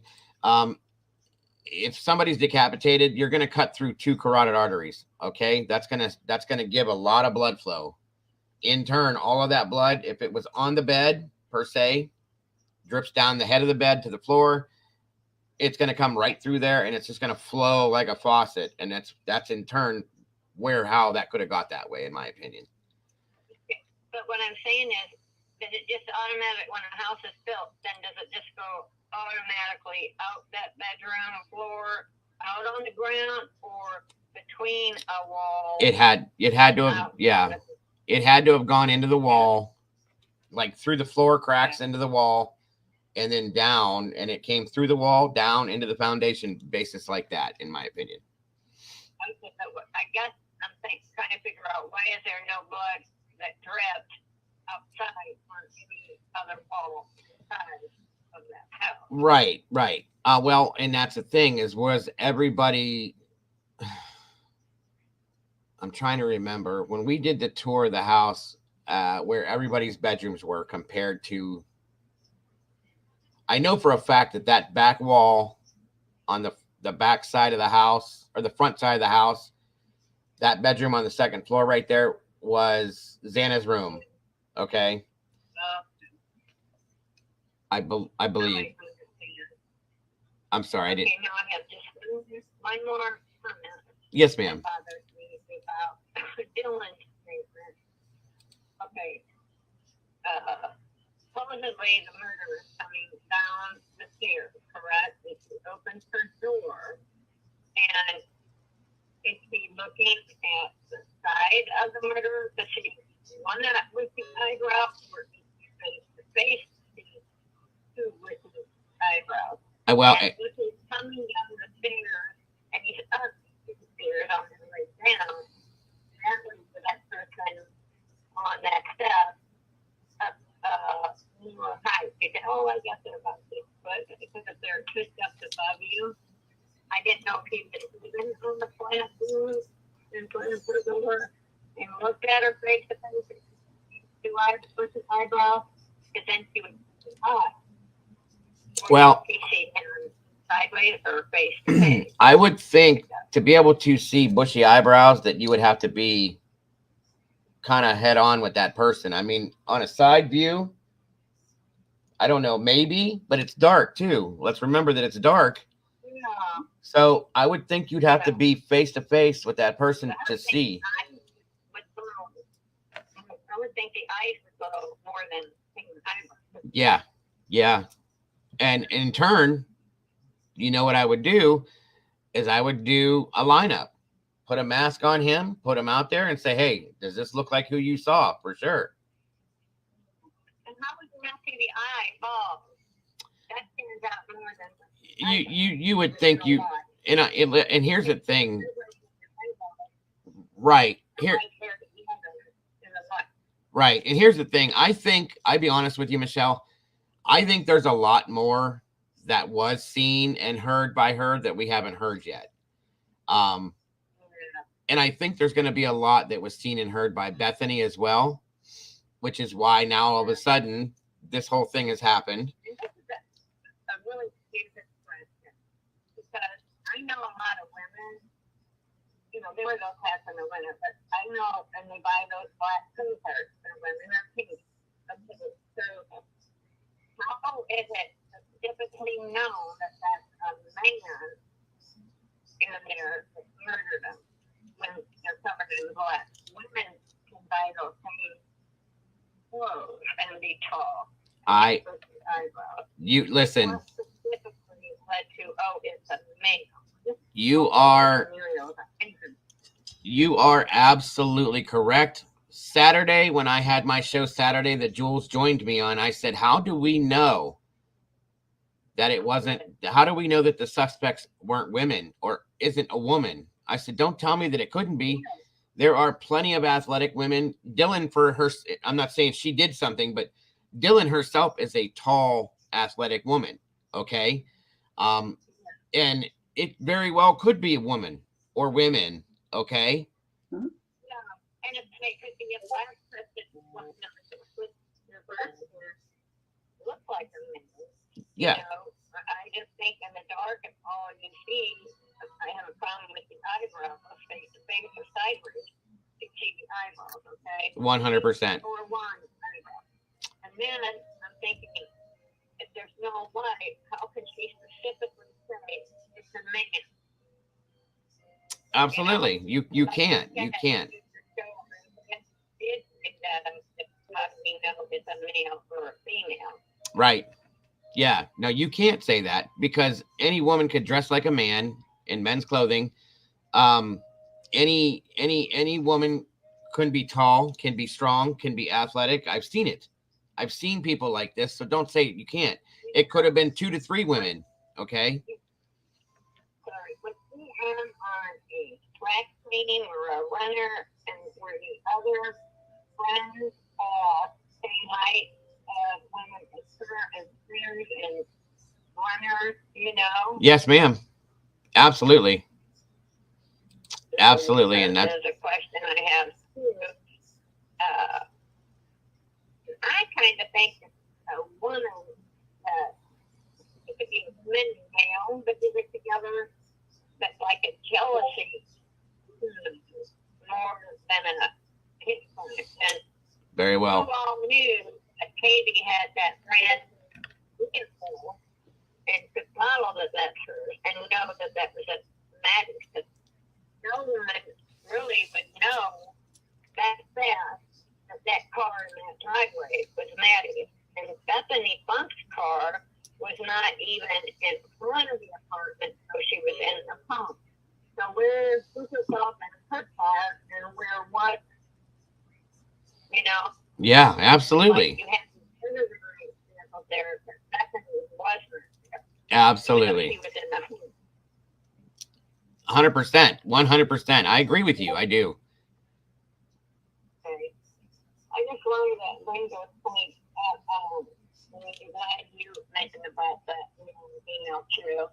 Oh, and I didn't ask a question on the Lottie truth and transparency. Uh-huh. The video cam, you know, that they saw behind King's Road. Okay. Well, there was a white truck that went by there up behind the house. Yes. And then the white truck was also spotted at a house about 2 or 3 blocks down on that back road. And then it's weird at the food truck, that white truck again is pulling into a parking space while Maddie and Kaylee are walking with, I don't know who it was, the guy with the hoodie. Jack Showalter. So, Yes. Yeah, you see more truck. Our moderator Molly in here brought that truck up very, very, very early in this case. We've talked about it many a times, and it is very weird that that truck is in almost every shot of every other video that we've looked at, because it belongs. It's been talked about by a lot of people. So yeah, I agree with you on that one too. I love it. So Say that again. I said, I just found your channel, so I'm gonna subscribe, and I really like it. Awesome. Thank you. I decided to call in. You know that, and Absolutely. I appreciate you're that. right on the ball there with could it be a man or a woman too? So Absolutely. Absolutely. Why would we think that it couldn't be? Why would we think that? That's just, in my opinion, that's kind of sexist, because I've seen women that are stronger than men, that are quicker than men. They're more agile too. Remember that. Women are more agile than men are. They can move in different ways that we can't. And I absolutely could believe that. ability in their body. That's right. To be able to move more than a man too. You know? That's absolutely correct. And yeah, so I mean, we can do the splits and jump and flip. You know. You're not lying. Thank you very much for answering my call. Absolutely. Anytime, please feel free. I'm glad you're enjoying the channel, and thank you for subscribing. And I hope to hear from you again and see you in the chat or whatnot. But thank you so much. I appreciate you, Michelle. So welcome. Thank you. All righty. Okay. You have a great day. The lady next to you there, I've seen her before, but Mama Bear. Hi, Michelle. Sorry, I missed you. All right. All right. Thank you, and have a good week. You too, hon. Thank you so much for calling in. Bye-bye. Thank you. Okay, later. Well, that was nice. Thank you so much for calling in, Michelle. I appreciate you so very much. Absolutely, Tiffany. Absolutely. Thank you so much for that. Let's see here. Annie, the number is on the bottom of the screen. I just took it down. Sorry about that. There it is. The number is 234-703-4047. Please give me a call. Guys, we're probably going to be continuing this again tomorrow. I'm not shutting down just yet, but I will be here relatively soon. So let's go through some more of this. Please call in, though, Annie. If you want to call in, call in. I'd love to hear from you. But yeah, we're going to have to continue this tomorrow, maybe the next day. There's so much more to talk about with it. And you guys, I'm so glad to have you guys here today. You have no idea. I am grateful for all of you.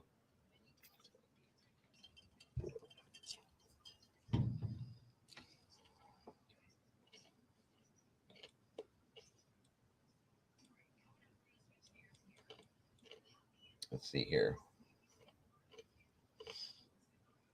On the bottom of the screen, Annie. 234-703-4047. It's running right at the bottom, right underneath where we're sitting at, Annie. See it in the green?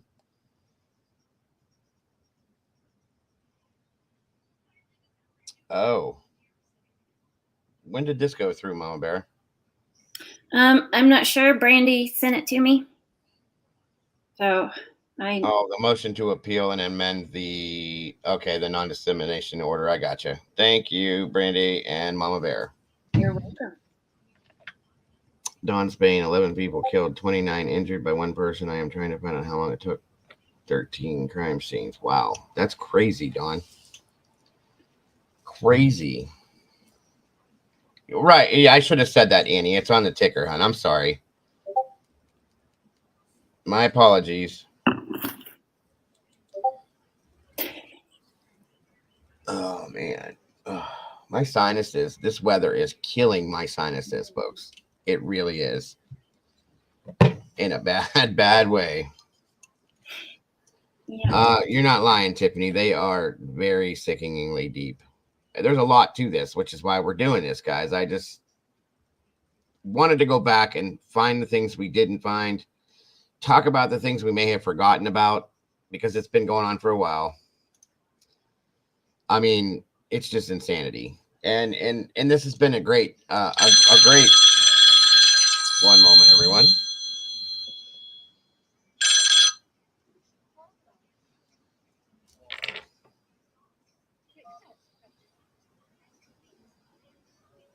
Hello, you are live with the Dago and Mama Bear. Who am I speaking with? Hi there. How you doing? It's Annie. Good, good. Thanks for calling, Annie. How are you? I'm good. I'm good. Can you hear me okay?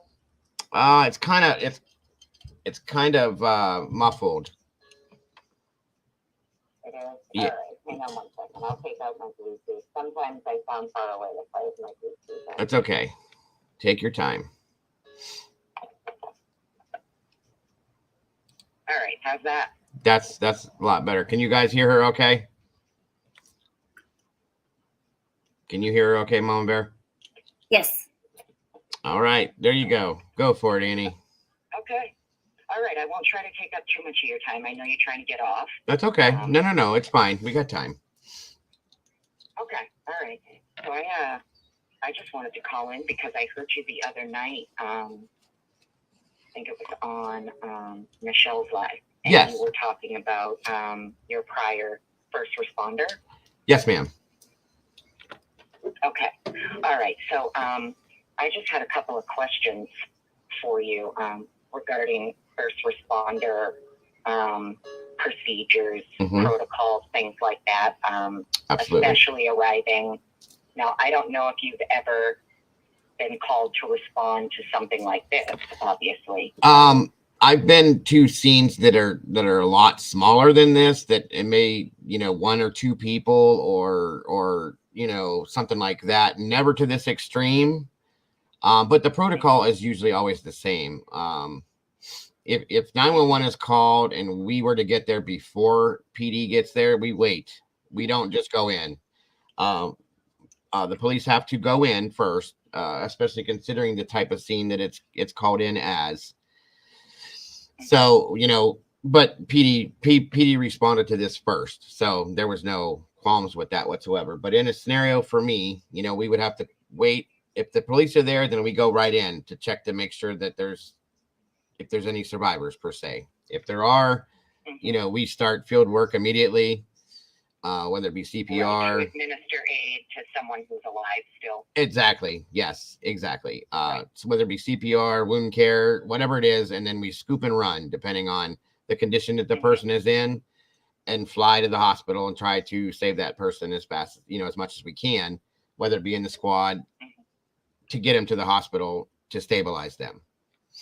And right. And now, just out of curiosity, when you were doing, when you were a first responder, do the first responders happen to wear body cams as well when they respond, or no? We didn't at the time that I was doing it. I have heard that some of them do now, because there's so much difference and so many different scenarios that are going on nowadays.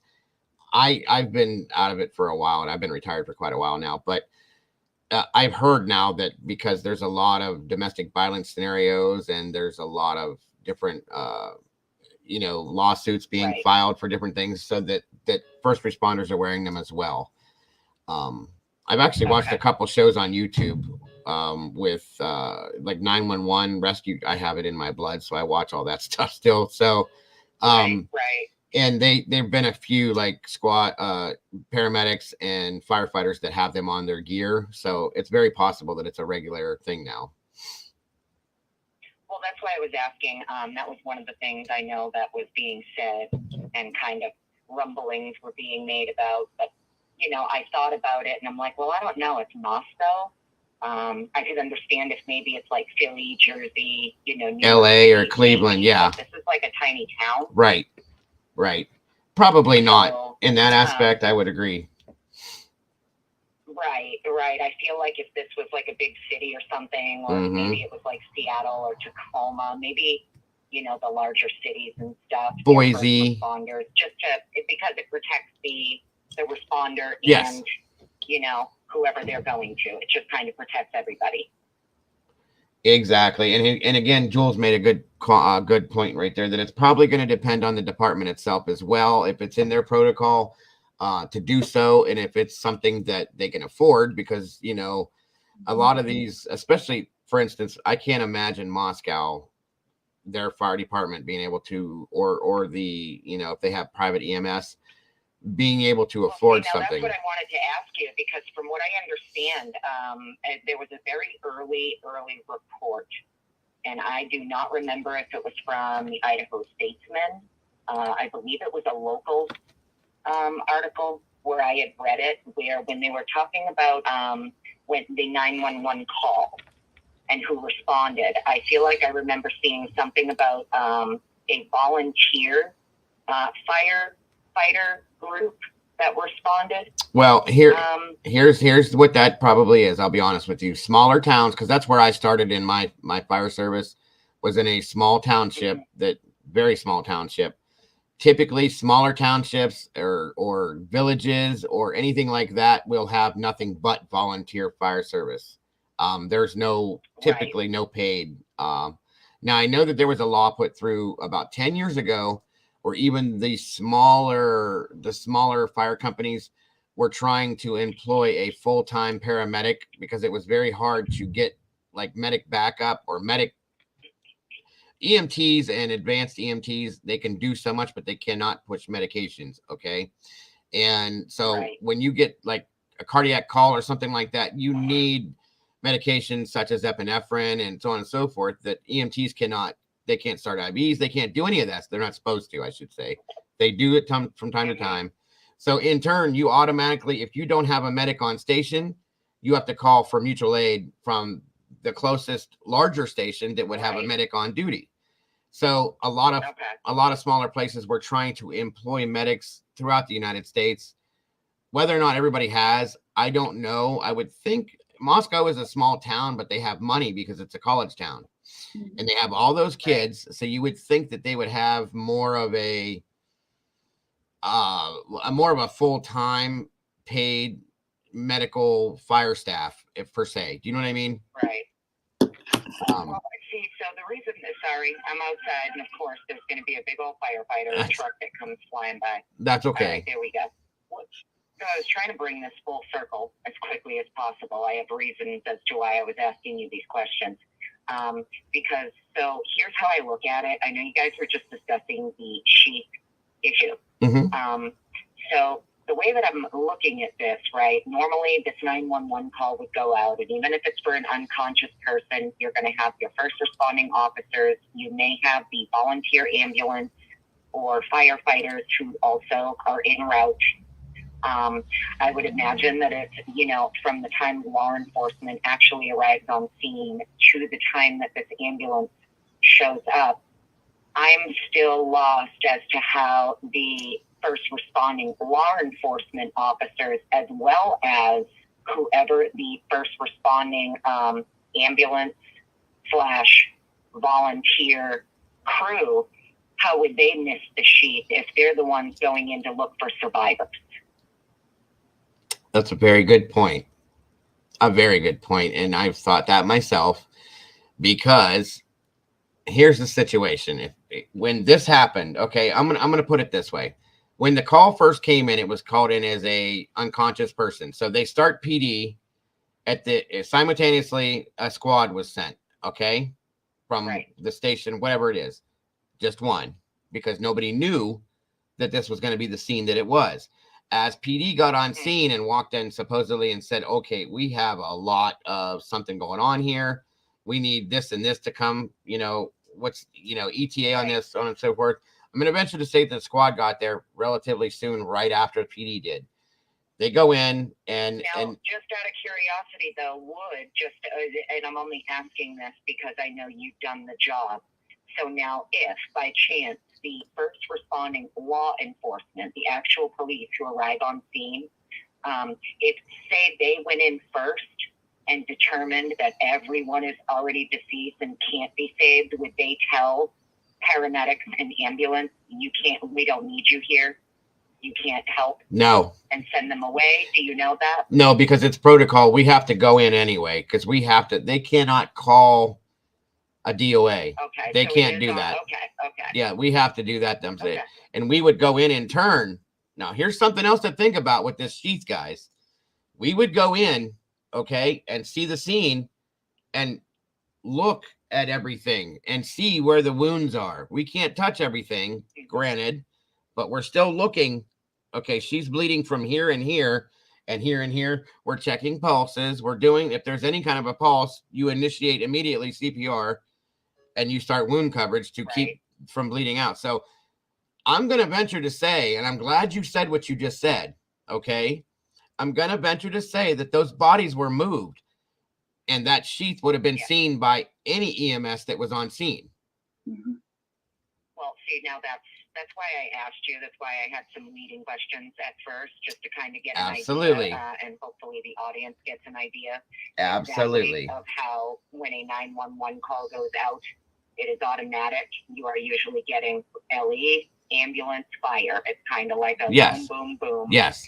All at once. And thank you, Don. You know, this sheath has been a pain in my ass, and I've gone on other people's lives, and every time I bring it up, I get yelled at. No. Or, you know, told I'm a conspiracy theorist. No. And I'm not. I am 100%.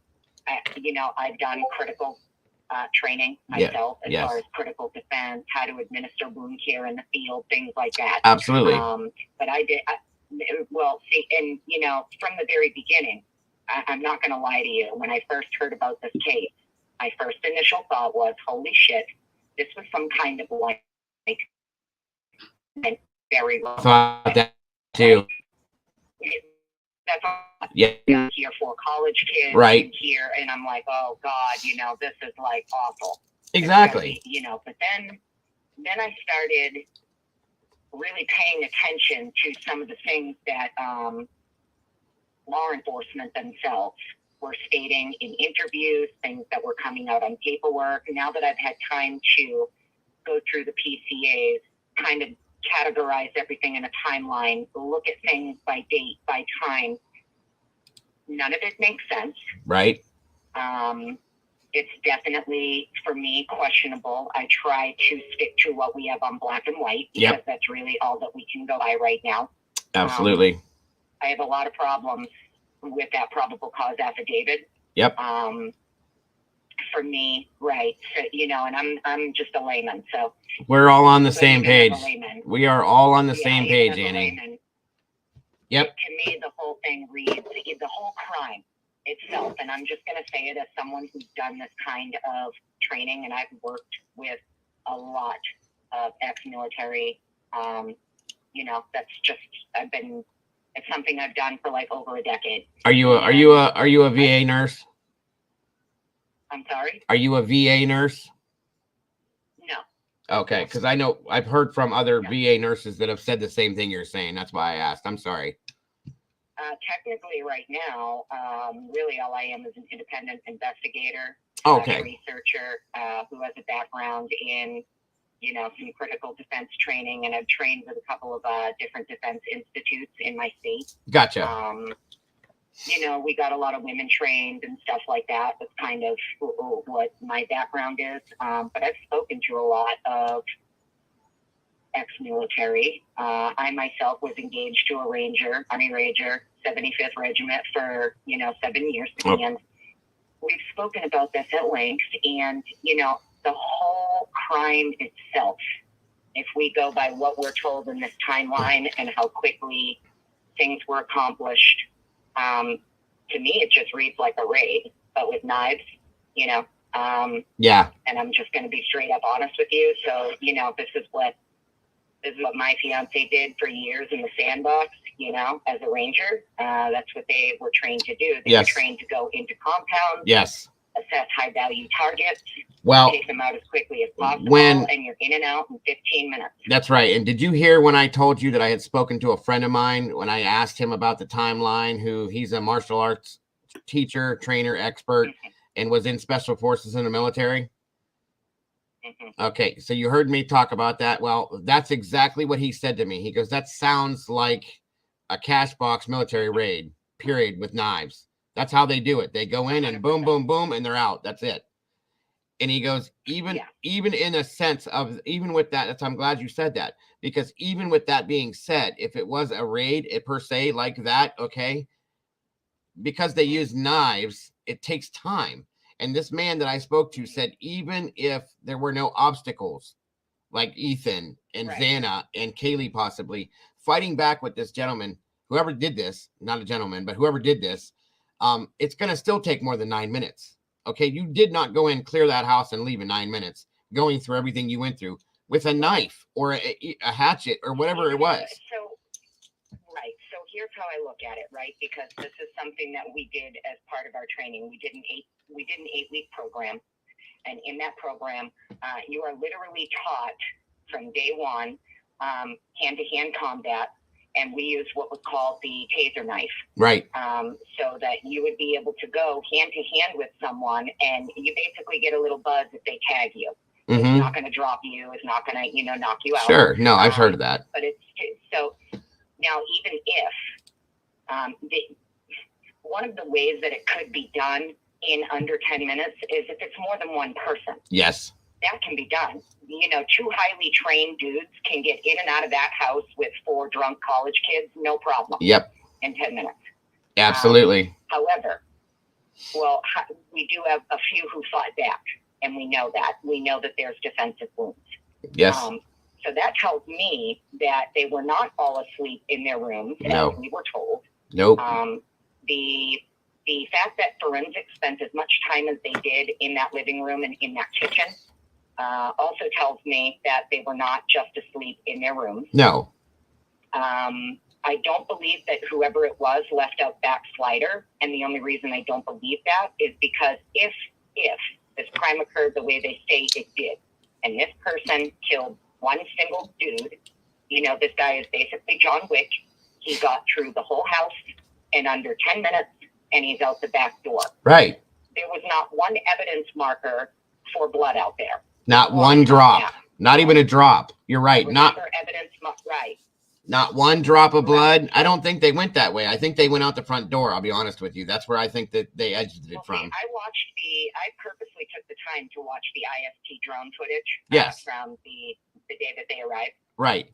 And I noticed that even as they were putting evidence markers out, there were none for out back. Nope. There were a few for out front, and then to the left side on the first floor where Bethany's room and window are. Right. Right. So, and then there was a few other things that kind of made me question, okay, so that's when I started thinking, all right, we know that there was a very long time before 911 is dialed. This tells me that there was intentional, tampering, I guess you could say. That's my opinion. I'm just speculating. No, I get it. To wait that long, it's probably because either A, you're being told, right? There's somebody else there directing what's going on. Mm-hmm. As far as I'm concerned. And if you've already killed everybody in the house, and the other 2 are, I guess, what you would call cooperative, right? Because I'm looking at this as if you are 2 dudes going in. You would need cooperation from the 2 who are left unscathed. It's the only way you're going to be able to have time to stage, clean, tamper with, change. That way you don't leave a trail out back. That's right. That way you don't leave blood anywhere. That's right. You're gonna need time to change clothes, right? 100%. So right, and I'm not trying to victim shame or anything like that. You're not. That's not where this is coming from. No. I get it. But I happen to, as somebody who understands how things like this work, I was also the victim of a home invasion myself back in my 20s. I'm sorry. And I know for a fact that if it wasn't for my dog, I probably wouldn't even be here, and that is actually what made me get interested in critical self-defense and things like that, because I was the victim of a home invasion. And if it wasn't for my dog, this guy who kicked in my door, he had ropes, he had knives, he had everything. So he was coming to do some damage. He had a plan. Thank God, my dog. Yeah, he had a plan. Took him down. Good. Right? That's awesome. I'm sorry that you. Who understands how these things work, I'm looking at this going, wait a minute. All right. So now we're finding out Miss Bethany here is possibly in possession of some kind of material evidence, knowledge, or something that this defense investigator considers to be exculpatory. Yeah. And I know that there's a lot of people speculating about what that could be, and I don't think it's going to be something whereas like, oh, you know, I saw a naked dude. I don't think that's what it is, because this would be the material information that this gentleman is requiring is what they consider to be exculpatory and would exonerate. Yes. So it is something that is absolutely either totally discredits the probable cause affidavit in the timeline. Correct. I believe that's more likely what it is, because if I'm the defense, that's what I'm going for. Right. I want to make sure that this crime occurred when my client was nowhere near the home. Correct. Absolutely. So I would be looking for statements. So here's what I think. This is just my opinion. I believe that once the defense came into the discovery and started going through the material, we're going to have first responding officers arriving on scene.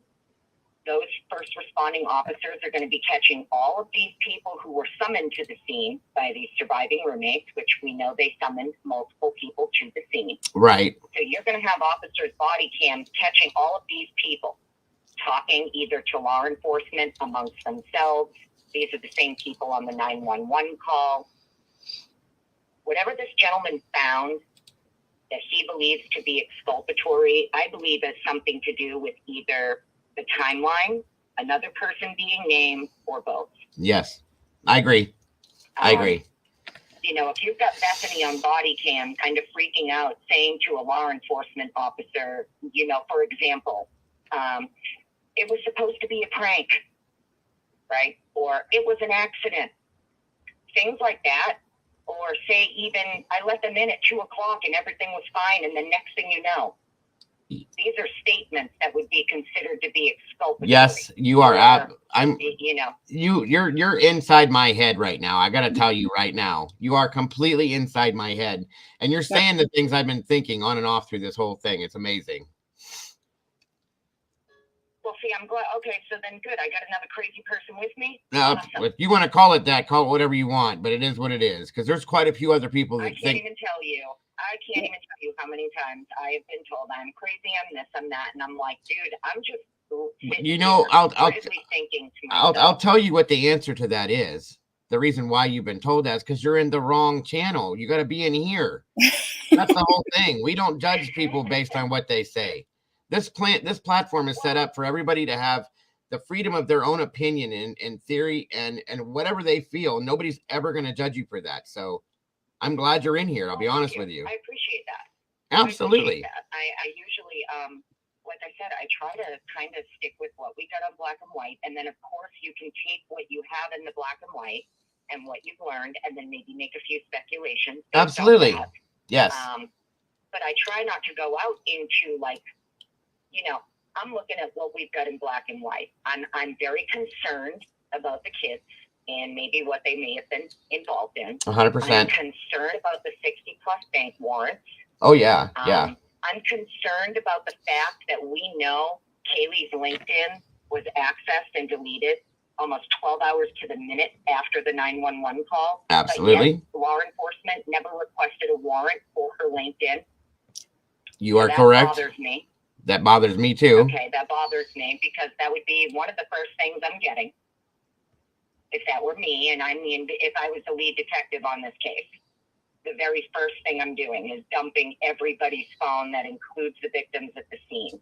In this PCA, we're being told based on Dylan's statements and then digital downloads of the surviving roommates' phones. Absolutely. This is how they determine the time of the crime. Why aren't you using the victim's phone? Correct. As well. Correct. Right? Thank you. Thank you. You know, we have instances where law enforcement admit in their own sworn documents they were on to Bryan as of November 29th, but yet December 8th, December 16th, they're still asking the public's help looking for this white Elantra. Right. And they're still asking for the public's help right now. Why are they doing that?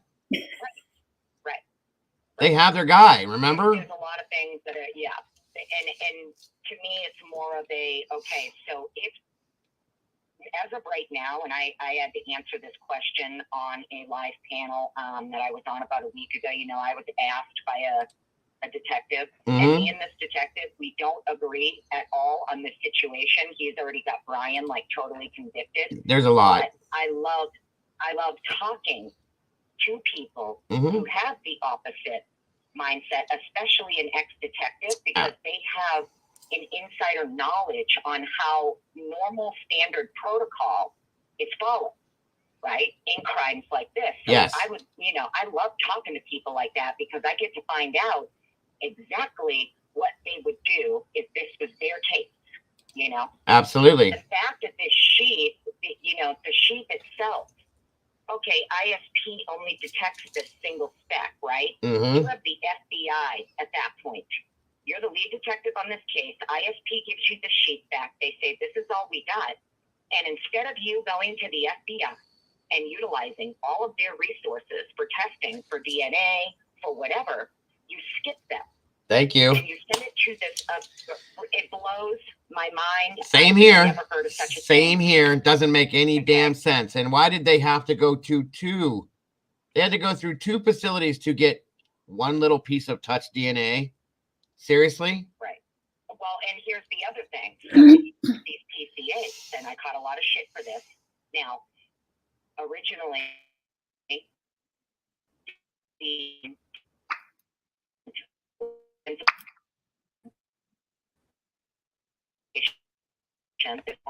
thing to go in with the sheet and the genealogical DNA on it. The woman, Dawn Daniels, who would have been putting in this request, this search warrant application request, they took it off. They amended the search warrant application to remove the sheet and the genealogical DNA, and then put in there to the judge that the reason that they needed this search warrant application for his apartment is because they believed that is where the knife and or the sheath to the knife would be. And that pissed me off because I'm going, wait a minute, you already had the sheath. So why are you lying to a judge saying you need to get into his apartment to look for the sheet that you already fucking have? Right. My language. That's okay. You're right. You're right. Why? That doesn't make any sense. I didn't know about that. Yeah, it bothered me. It bothered me a lot when I read it. So, and when you look at these PCAs side by side, if you look at the one for the search warrant application for his apartment, the application for Pennsylvania, and then the actual arrest warrant, we're looking at three different PCAs. It's almost like copy and pasted, but certain things were removed. Your PCA should look the same across the board. Yeah, correct. It shouldn't have deviations. It shouldn't have things removed so that you can, you know, this information that you're giving to Pennsylvania isn't the same PCA that you gave out to Pullman, and it's not the same PCA that's sitting with. It blew my mind. That's correct. That's like black and white side by side. I was like, wait a minute. And that is where the how can I say this? And they get mad about it, but they do it. This is where the whole corruption thing comes into play. Like, why is this police force so corrupted as to do it this way and to do this and to do that and to do this? And that's where that whole not even that. It's where it comes from. If you've got the right guy, and you have all the evidence to prove it's him, well then why are you lying on your search warrant application? Yes. Why are you submitting certain information to Pennsylvania, not to Pullman, but right. then you use all of it for the arrest warrant? Right. Yeah. No, I agree with you. That's crazy. That is crazy. The whole thing is nuts. The whole thing is nuts. And for me, it's more about.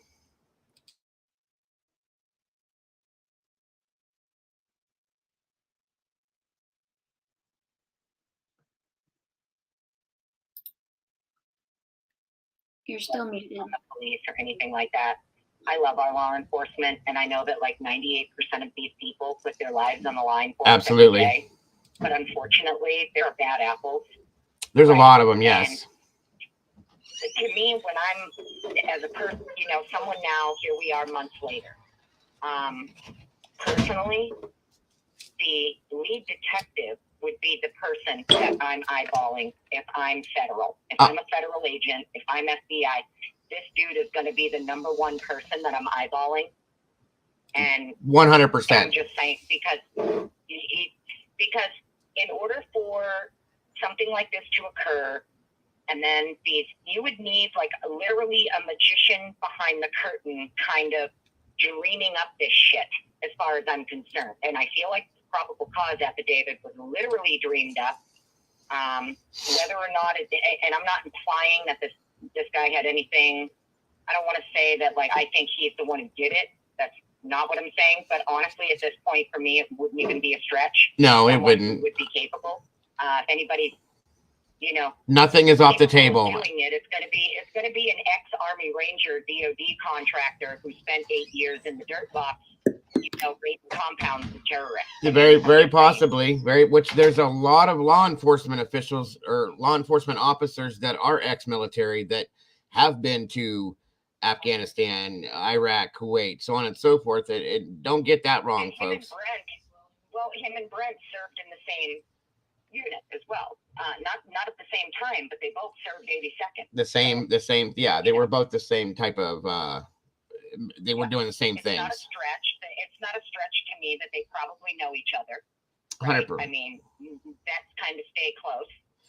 And yes, like to be in touch with other vets. Just to comment on what you said, the PCA was thrown together. It looked like in 5 minutes. So yes, I agree with that too. So, the way that I feel about it is, if you've got the right guy, you shouldn't need to lie. Not even a little bit. Right. None of it should need to be fudged up. Nope. You are 100% correct. At it, which makes me suspicious of this person, because you wouldn't need to fabricate, unless, of course, we're talking about corruption and it runs deep. I mean, if you're being told, hey, you're going to fudge this shit, I guess that's what you do and you follow orders. I'm not sure, Yes. And I want to say, very sketchy to me. Right. I want to say something real quick. Cindy Ann, by the way, again, welcome. Cindy said that you were actually literally bullied on another channel the other day due to your opinion. And I am so sorry that happened to you. And I can promise you, first of all, that'll never happen here. And second of all, if somebody ever tried to do it here, they'd be gone before they could finish the first word. So that does not happen here. And I'm so sorry you went through that. None of these channels should be that way. Thank you, but I promise you, I am one tough cookie, and I can hear that. I don't back down. I don't back down when I know because I'm sticking to the facts. I'm not. Absolutely. I'm on a panel with someone who is screaming for receipts, and at the same time, they're saying Bryan's been killing people since he was 18 with no receipts. So, Okay, well, I take it all with a grain of salt. Take it all with a grain of salt. You can't say stuff like that without proof. I really wanted to talk to you, though, about your first responder experience and kind of lay the foundation as to what's going to happen and who's going to arrive the moment a 911 call goes out. And I found it very interesting that you would have all these law enforcement officers. You have 3 who arrived on scene first, along with, say, an ambulance or 2 and possibly this volunteer firefighter group. How did none of them, if you're paramedics and you're going in to assess and see if you've got a survivor, or even if you don't, you're still going in to assess and no one saw the sheath, it blows my mind. Completely. And when you read through the PCA, you've got 3 different people all kind of pointing the finger at each other as to who found it, yes. who later learned about it, right? Exactly, and that was my problem. That was my problem. Who found it? Your crime scene log should have, and I'm interested, I hope we get to see the crime scene log, because I want to know exactly when it was logged in. Yes. And by whom and at what time. And it should say, this was found in such and such spot at such and such a time by such and such a person. It has to say that. It's supposed to say that legally. And if there's any fudging on that whatsoever, that's a huge That's a huge red flag, and it tells its own story by itself. Right. Yeah, the PCA says that ISP Detective Tolbert is the one who supposedly told Blaker Yes. about the sheath. Yes. And I'm thinking to myself, okay, well, Detective Tolbert wasn't on scene until like 2-3 o'clock in the afternoon. And prior to that, you have 3 first responding officers along with paramedics, and none of them noticed it. That was what I was going to say to that, is why did the first responder that was in that room along with police not say, hey, as they're looking for external wounds or where the bleeding's coming from, hey, what's this right here? That should have been in the PCA with that name as well. Yeah. The first responder such and such is the one that found, initially saw, and turned over the sheath to to whatever officer it was. And it's not written that way, and it should be written that way. It says that it was to the left of. There was an earlier interview with the Gonzalez family, yes, the parents, and it was where, unfortunately, the mom and the dad were asked about, like, you know, Kaylee and Maddie's, like, wounds. Yeah. And, you know, it was, like, heartbreaking because, you know, this mom and Mr. G is telling us that the points of damage and the cause of death don't match. Right. Right. And that threw me for a loop a little bit because I'm going, well, wait a minute. Points of damage, cause of death, they don't match. Okay. You have Mrs. Gonzalez talking about how, you know, poor Kaylee was injured so bad that she could not recover. Right. And I know that these are parents who are, like, emotional, but they are the ones who had to identify their child. So they know what happened to their child and what their kid, unfortunately, had done to them. So I have a hard time believing it's only one knife, personally.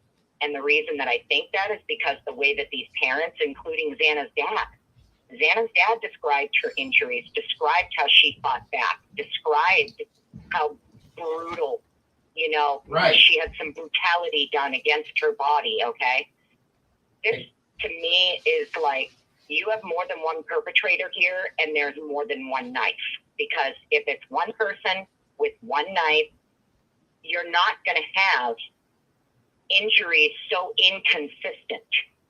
It would kind of be the same style of injuries across the board on all 4 if it's only one weapon. Absolutely.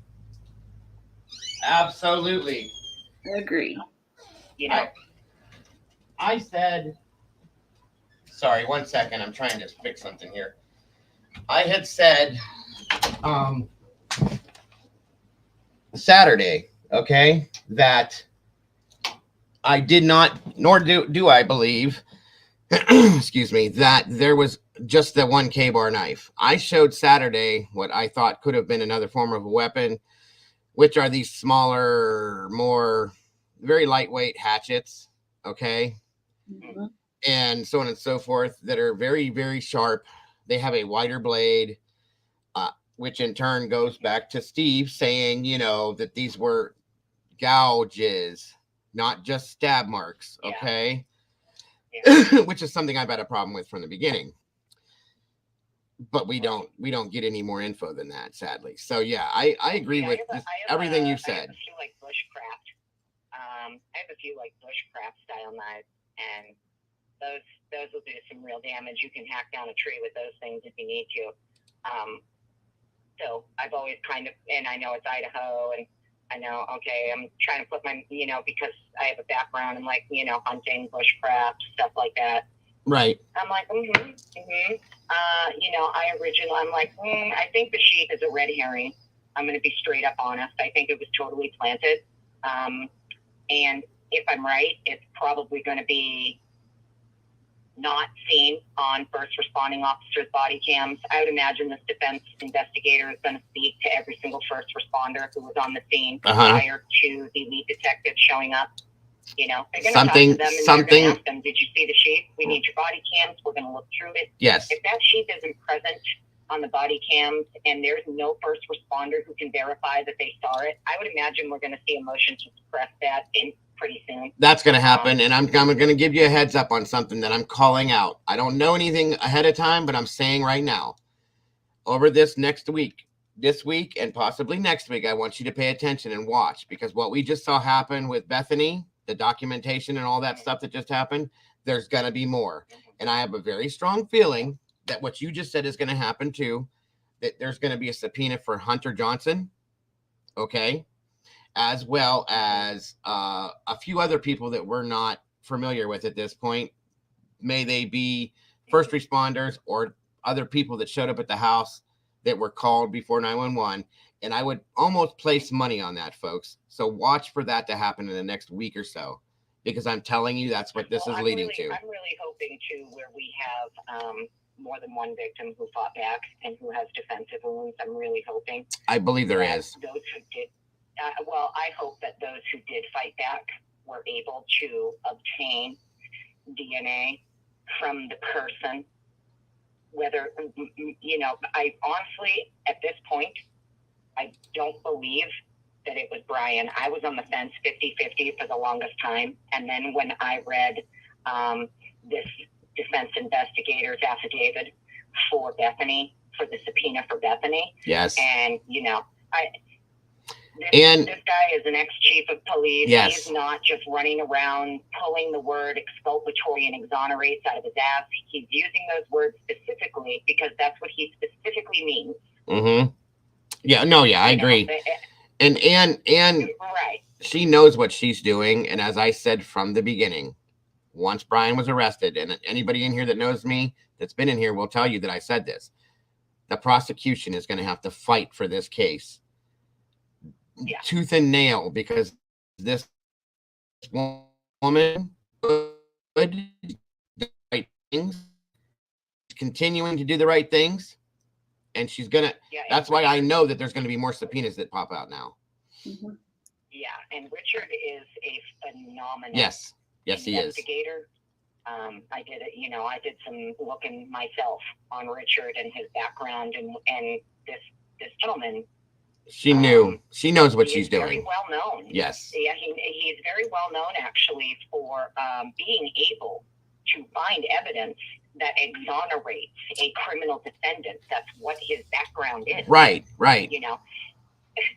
So to me, that's crucial. It's 100. This is why everybody is saying, and I've even said, I said at the beginning of this stream, and I said it Saturday. I said, guys, I'm not trying to alarm anybody, and I'm not trying to upset anybody that has Kohberger convicted and jailed already.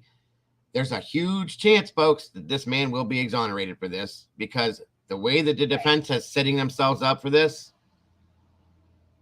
it's going to be a mud wrestle. Here's what bothers me, right? Because obviously there is some way that Bryan is connected to someone in that home. Absolutely. Yes. I'm not going to pretend he isn't. I'm not going to pretend Absolutely. he doesn't know these people. I do not believe he was stalking them. Can I give you my opinion on that real quick? And I talked about it Saturday a little bit, and I'll tell you, I truly strongly believe this. Okay. I think also everybody went through the whole Enan Harsh scenario, right?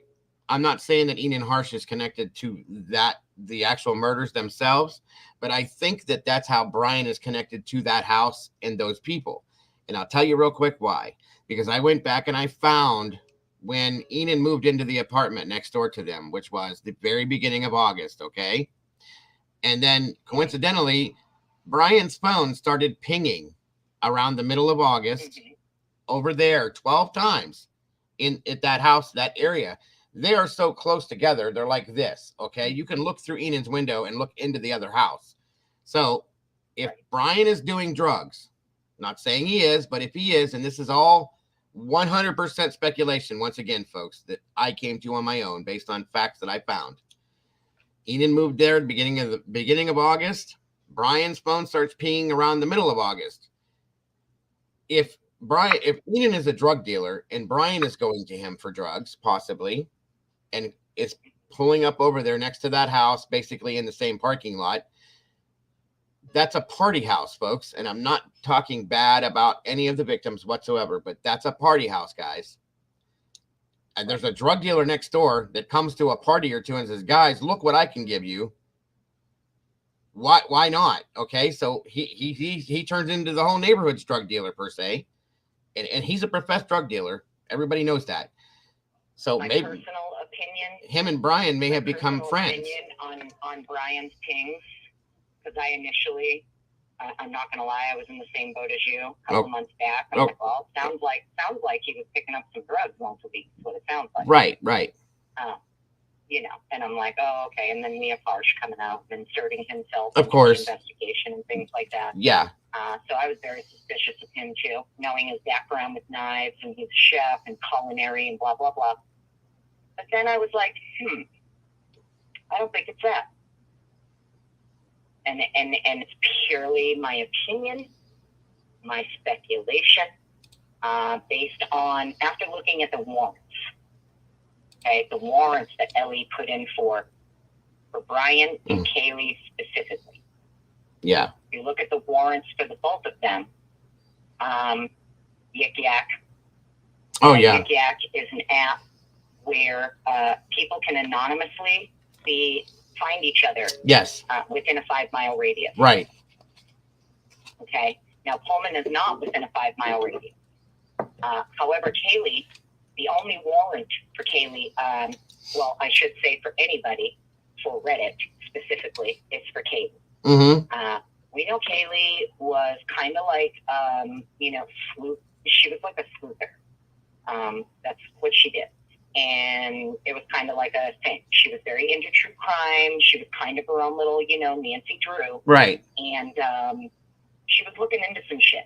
That's my opinion. Okay. Purely my opinion, my speculation. When I look at these warrants, when I look at what's going on, I truly believe that she, knowing Bryan's background, what he was doing at WSU, the things that he had access to at WSU as a teacher's assistant and also the criminology department, I would not doubt it if the contact was between him and Kaylee. And there's a part of me that believes that maybe she was gathering some information on some things that she probably shouldn't have been gathering information on. I get where you're at. Yes. And what makes me think that is prior to this crime even occurring, we found out that there was like over 40 federal agents who already had boots on the ground in Moscow. Right. For like a month and a half before this even happened. So Well, that tells me they were already monitoring something. Well, There's something that was already told. Don't forget about. That made the Fed come in. Don't forget. Right? Don't. Now. Can you hear me? Hello. Yeah. Can you hear me? Okay. A little bit. Yeah. I'm sorry. Sorry. I was gonna say, don't forget about the Church of Christ. Okay. Right. When you're talking about the feds being on the ground for different reasons and stuff already in there. There's a whole other side to this that you touched on that I hadn't touched on yet. You were just touching on it right now. So I absolutely understand what you're talking about too. I truly believe this is kind of my assessment. Yes. I guess you could say. This is not me saying this is what happened. This is just kind of my assessment based on what I'm looking at. Right. In these warrants, what they're looking for. I think she blew the whistle on something. To be honest with you, I'm going to be straight up honest with you. I think that she blew the whistle on something that made the feds come in, and I think that's why she went to her parents, and I think that's why she debated on even going back that weekend. Her mom had said she wasn't even sure about going back. She debated going back that weekend because she was supposed to be leaving the following week. And Yes. she was going to Austin and then bouncing to Europe. Right. And there's a part of me that believes she was doing that because she needed to get the hell out of there until everything was taken care of and the dust settled. Do you see what I'm saying? Like, and I know her family knows way more than any of us. Obviously, I'm sure there are plenty of things that they found out that they're not even allowed to talk about, you know? Yeah, absolutely. And for me, it's almost like if my gut, if what I think is right, I think her and Bryan were gathering intel. Okay. That's honestly, that's the best way for me to describe it. And I believe if the two of them, you think about it, she's a sleuther. She's like a wannabe Nancy Drew, and she happens to come in contact with this guy who is like a real life Hardy Boys. What he does. Yeah. He has, who else better to go to? Because if you feel like you can't trust your local law enforcement, now we know she had an incident where she reported a missing woman that she thought she spotted in Walmart. Yes. Back in August. Right. And she reported that incident, and it was Blaker who went to meet her at the Walmart and take her statement and whatnot. Okay. So that's the first instance that we have of Blaker himself coming in contact with her, and they will not release that body cam, by the way. I've tried to request it through a FOIA, and I can't get it. They won't release it. There's a lot of stuff that they won't release that way. Right.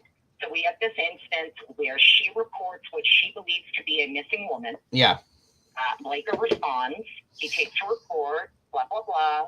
So we know starting in August, she was already, I don't know what she was doing, but she was doing something. Right. I remember in the beginning, her dad was kind of talking about how this was, God, I want to say within like the first couple of days, where her dad had made a comment about Kaylee telling him, you know, Dad, there really is something to all this trafficking. And that was scrubbed. Yes, it was. Shit was scrubbed Real, right after really he said quick. it, and it was never mentioned again. Right away. You're absolutely correct. Right. So that's kind of, you know, my gut. I don't know, you want to call it intuition, mom instinct, whatever you want to call it. Something tells me that baby girl was onto something. She was looking into some things. And think about this. If you are, say, a crooked, or you have a couple of crooked officers in the department, you've already gone to them prior, and they don't listen to you. Furthermore, they may even threaten you and tell you to shut your mouth. Very true. Okay? Very You're not true. going to want to go to them for help. No.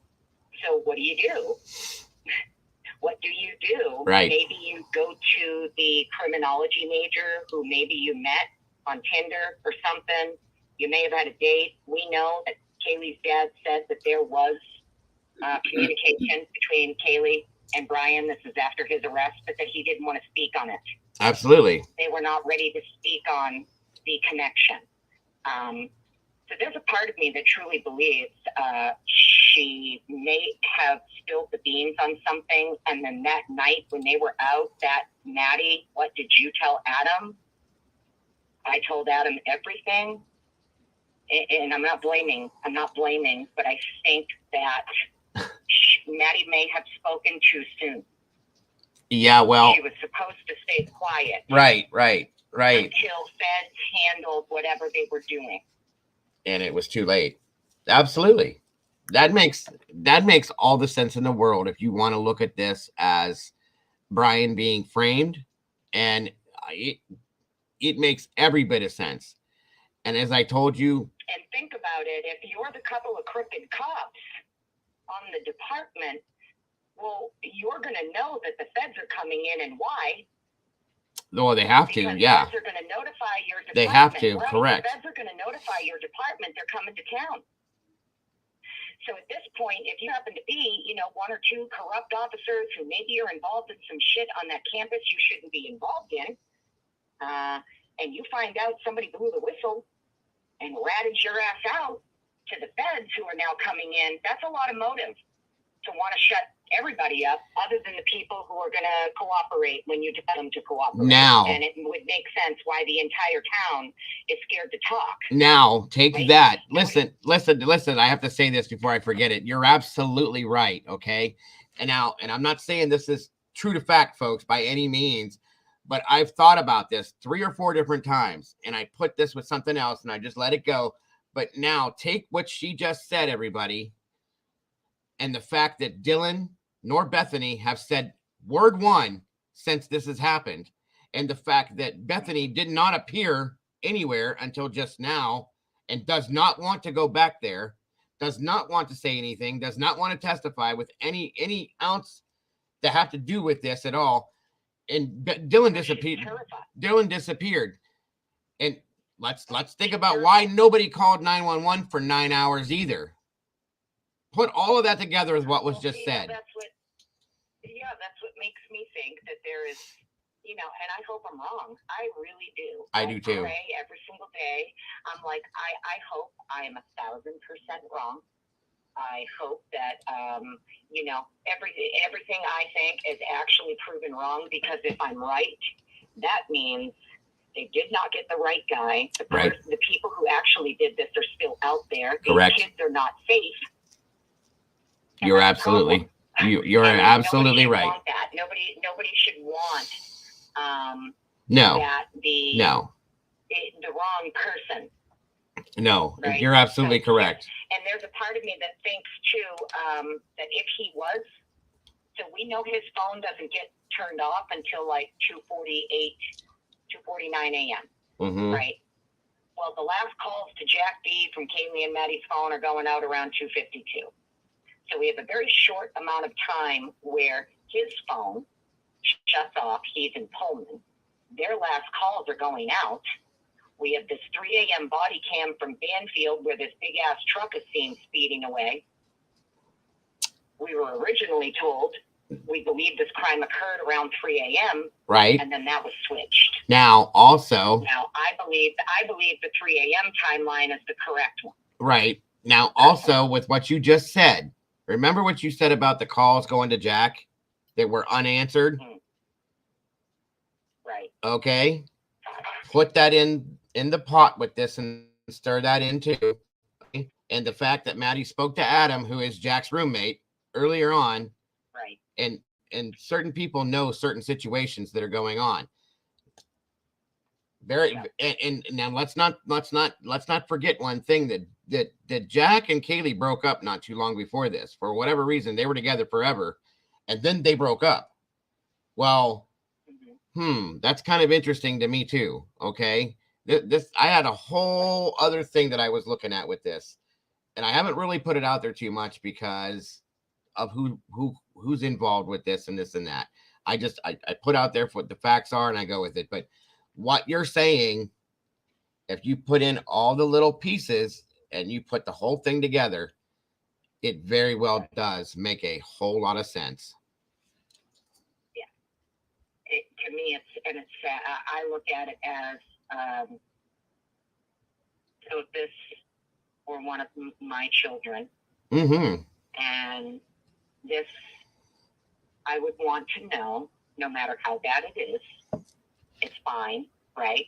Because none of these kids, even if these kids were involved in some nefarious shit, the way that I look at it is if you have certain people in power who are abusing their power with you and intimidating you and threatening you into compliance. Yes.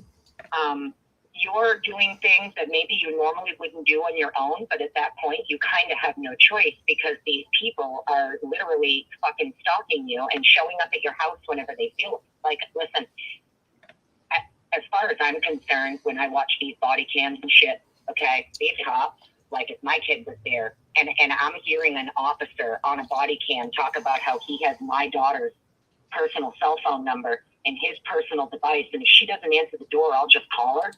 Right. I want to know exactly why the fuck you have my kid's number and your personal device, and you feel like you can just call her whenever you want. That's a very I have a problem with that. Very I good look at point. this from a parent's perspective, I want to know, exactly why your officers have my daughter's number in their personal devices, and they're like, "Oh, if she doesn't answer, we'll just call her." What? Yeah, how and why? You're not even legally obligated to answer your door if you don't want to. That's true. That is true. Do you see what I'm saying? Yes. This is an off-campus house. This is a private residence. If they don't want to answer their door, they don't have to fucking answer their door.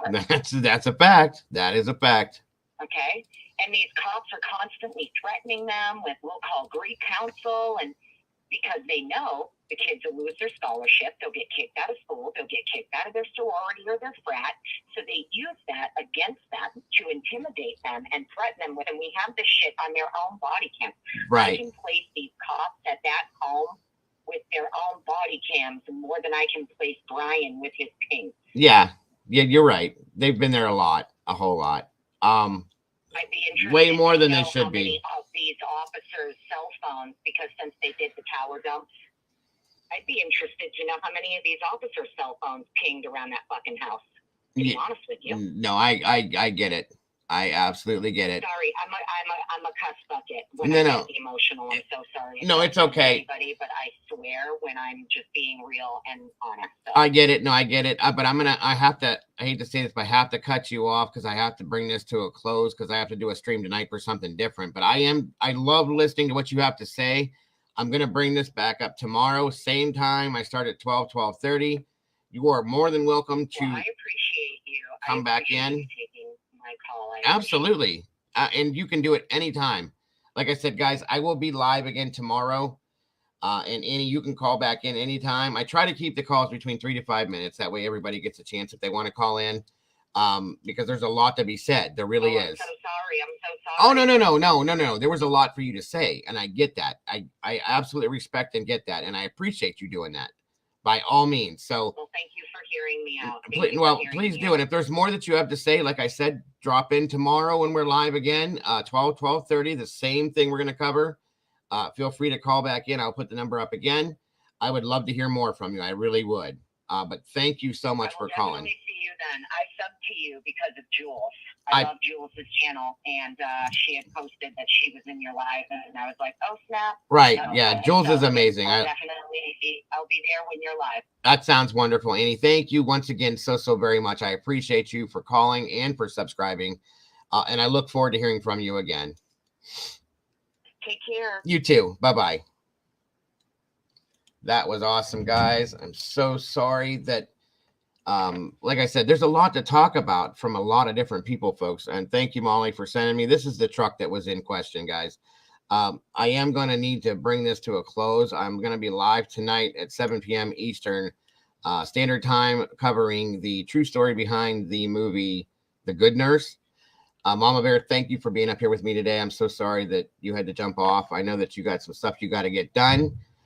She will be here in chat tonight. The rest of you guys, I am so enthralled with how many of you guys showed up today for this. I can't even express it. I love you guys to death. You guys are absolutely amazing. Again, Annie, thanks for calling in and for being here. Jules, thank you so much for the referral, for sending people this direction. You know I love you to death, and I'm so grateful for all you guys. Thank you all for all the support you give this channel and that you have today. And again, guys, tomorrow from between 12 and 12:30, I will be here again, doing what I do and covering so much more of this case that we haven't even got to talk about. Hopefully Mama Bear will be with me tomorrow. If not, it happens. We will miss her. Otherwise, we will probably see her in the chat either way. But again, guys, thank you so very much. I got to get out of here. I love you guys to death, and I hope to see you all again tomorrow. Have a great rest of your day. For those of you that plan on it, again, tonight, 7 p.m. Eastern Standard Time, I'm giving the true story behind the movie The Good Nurse. I will see you all then. Have a great one, folks. Bye-bye.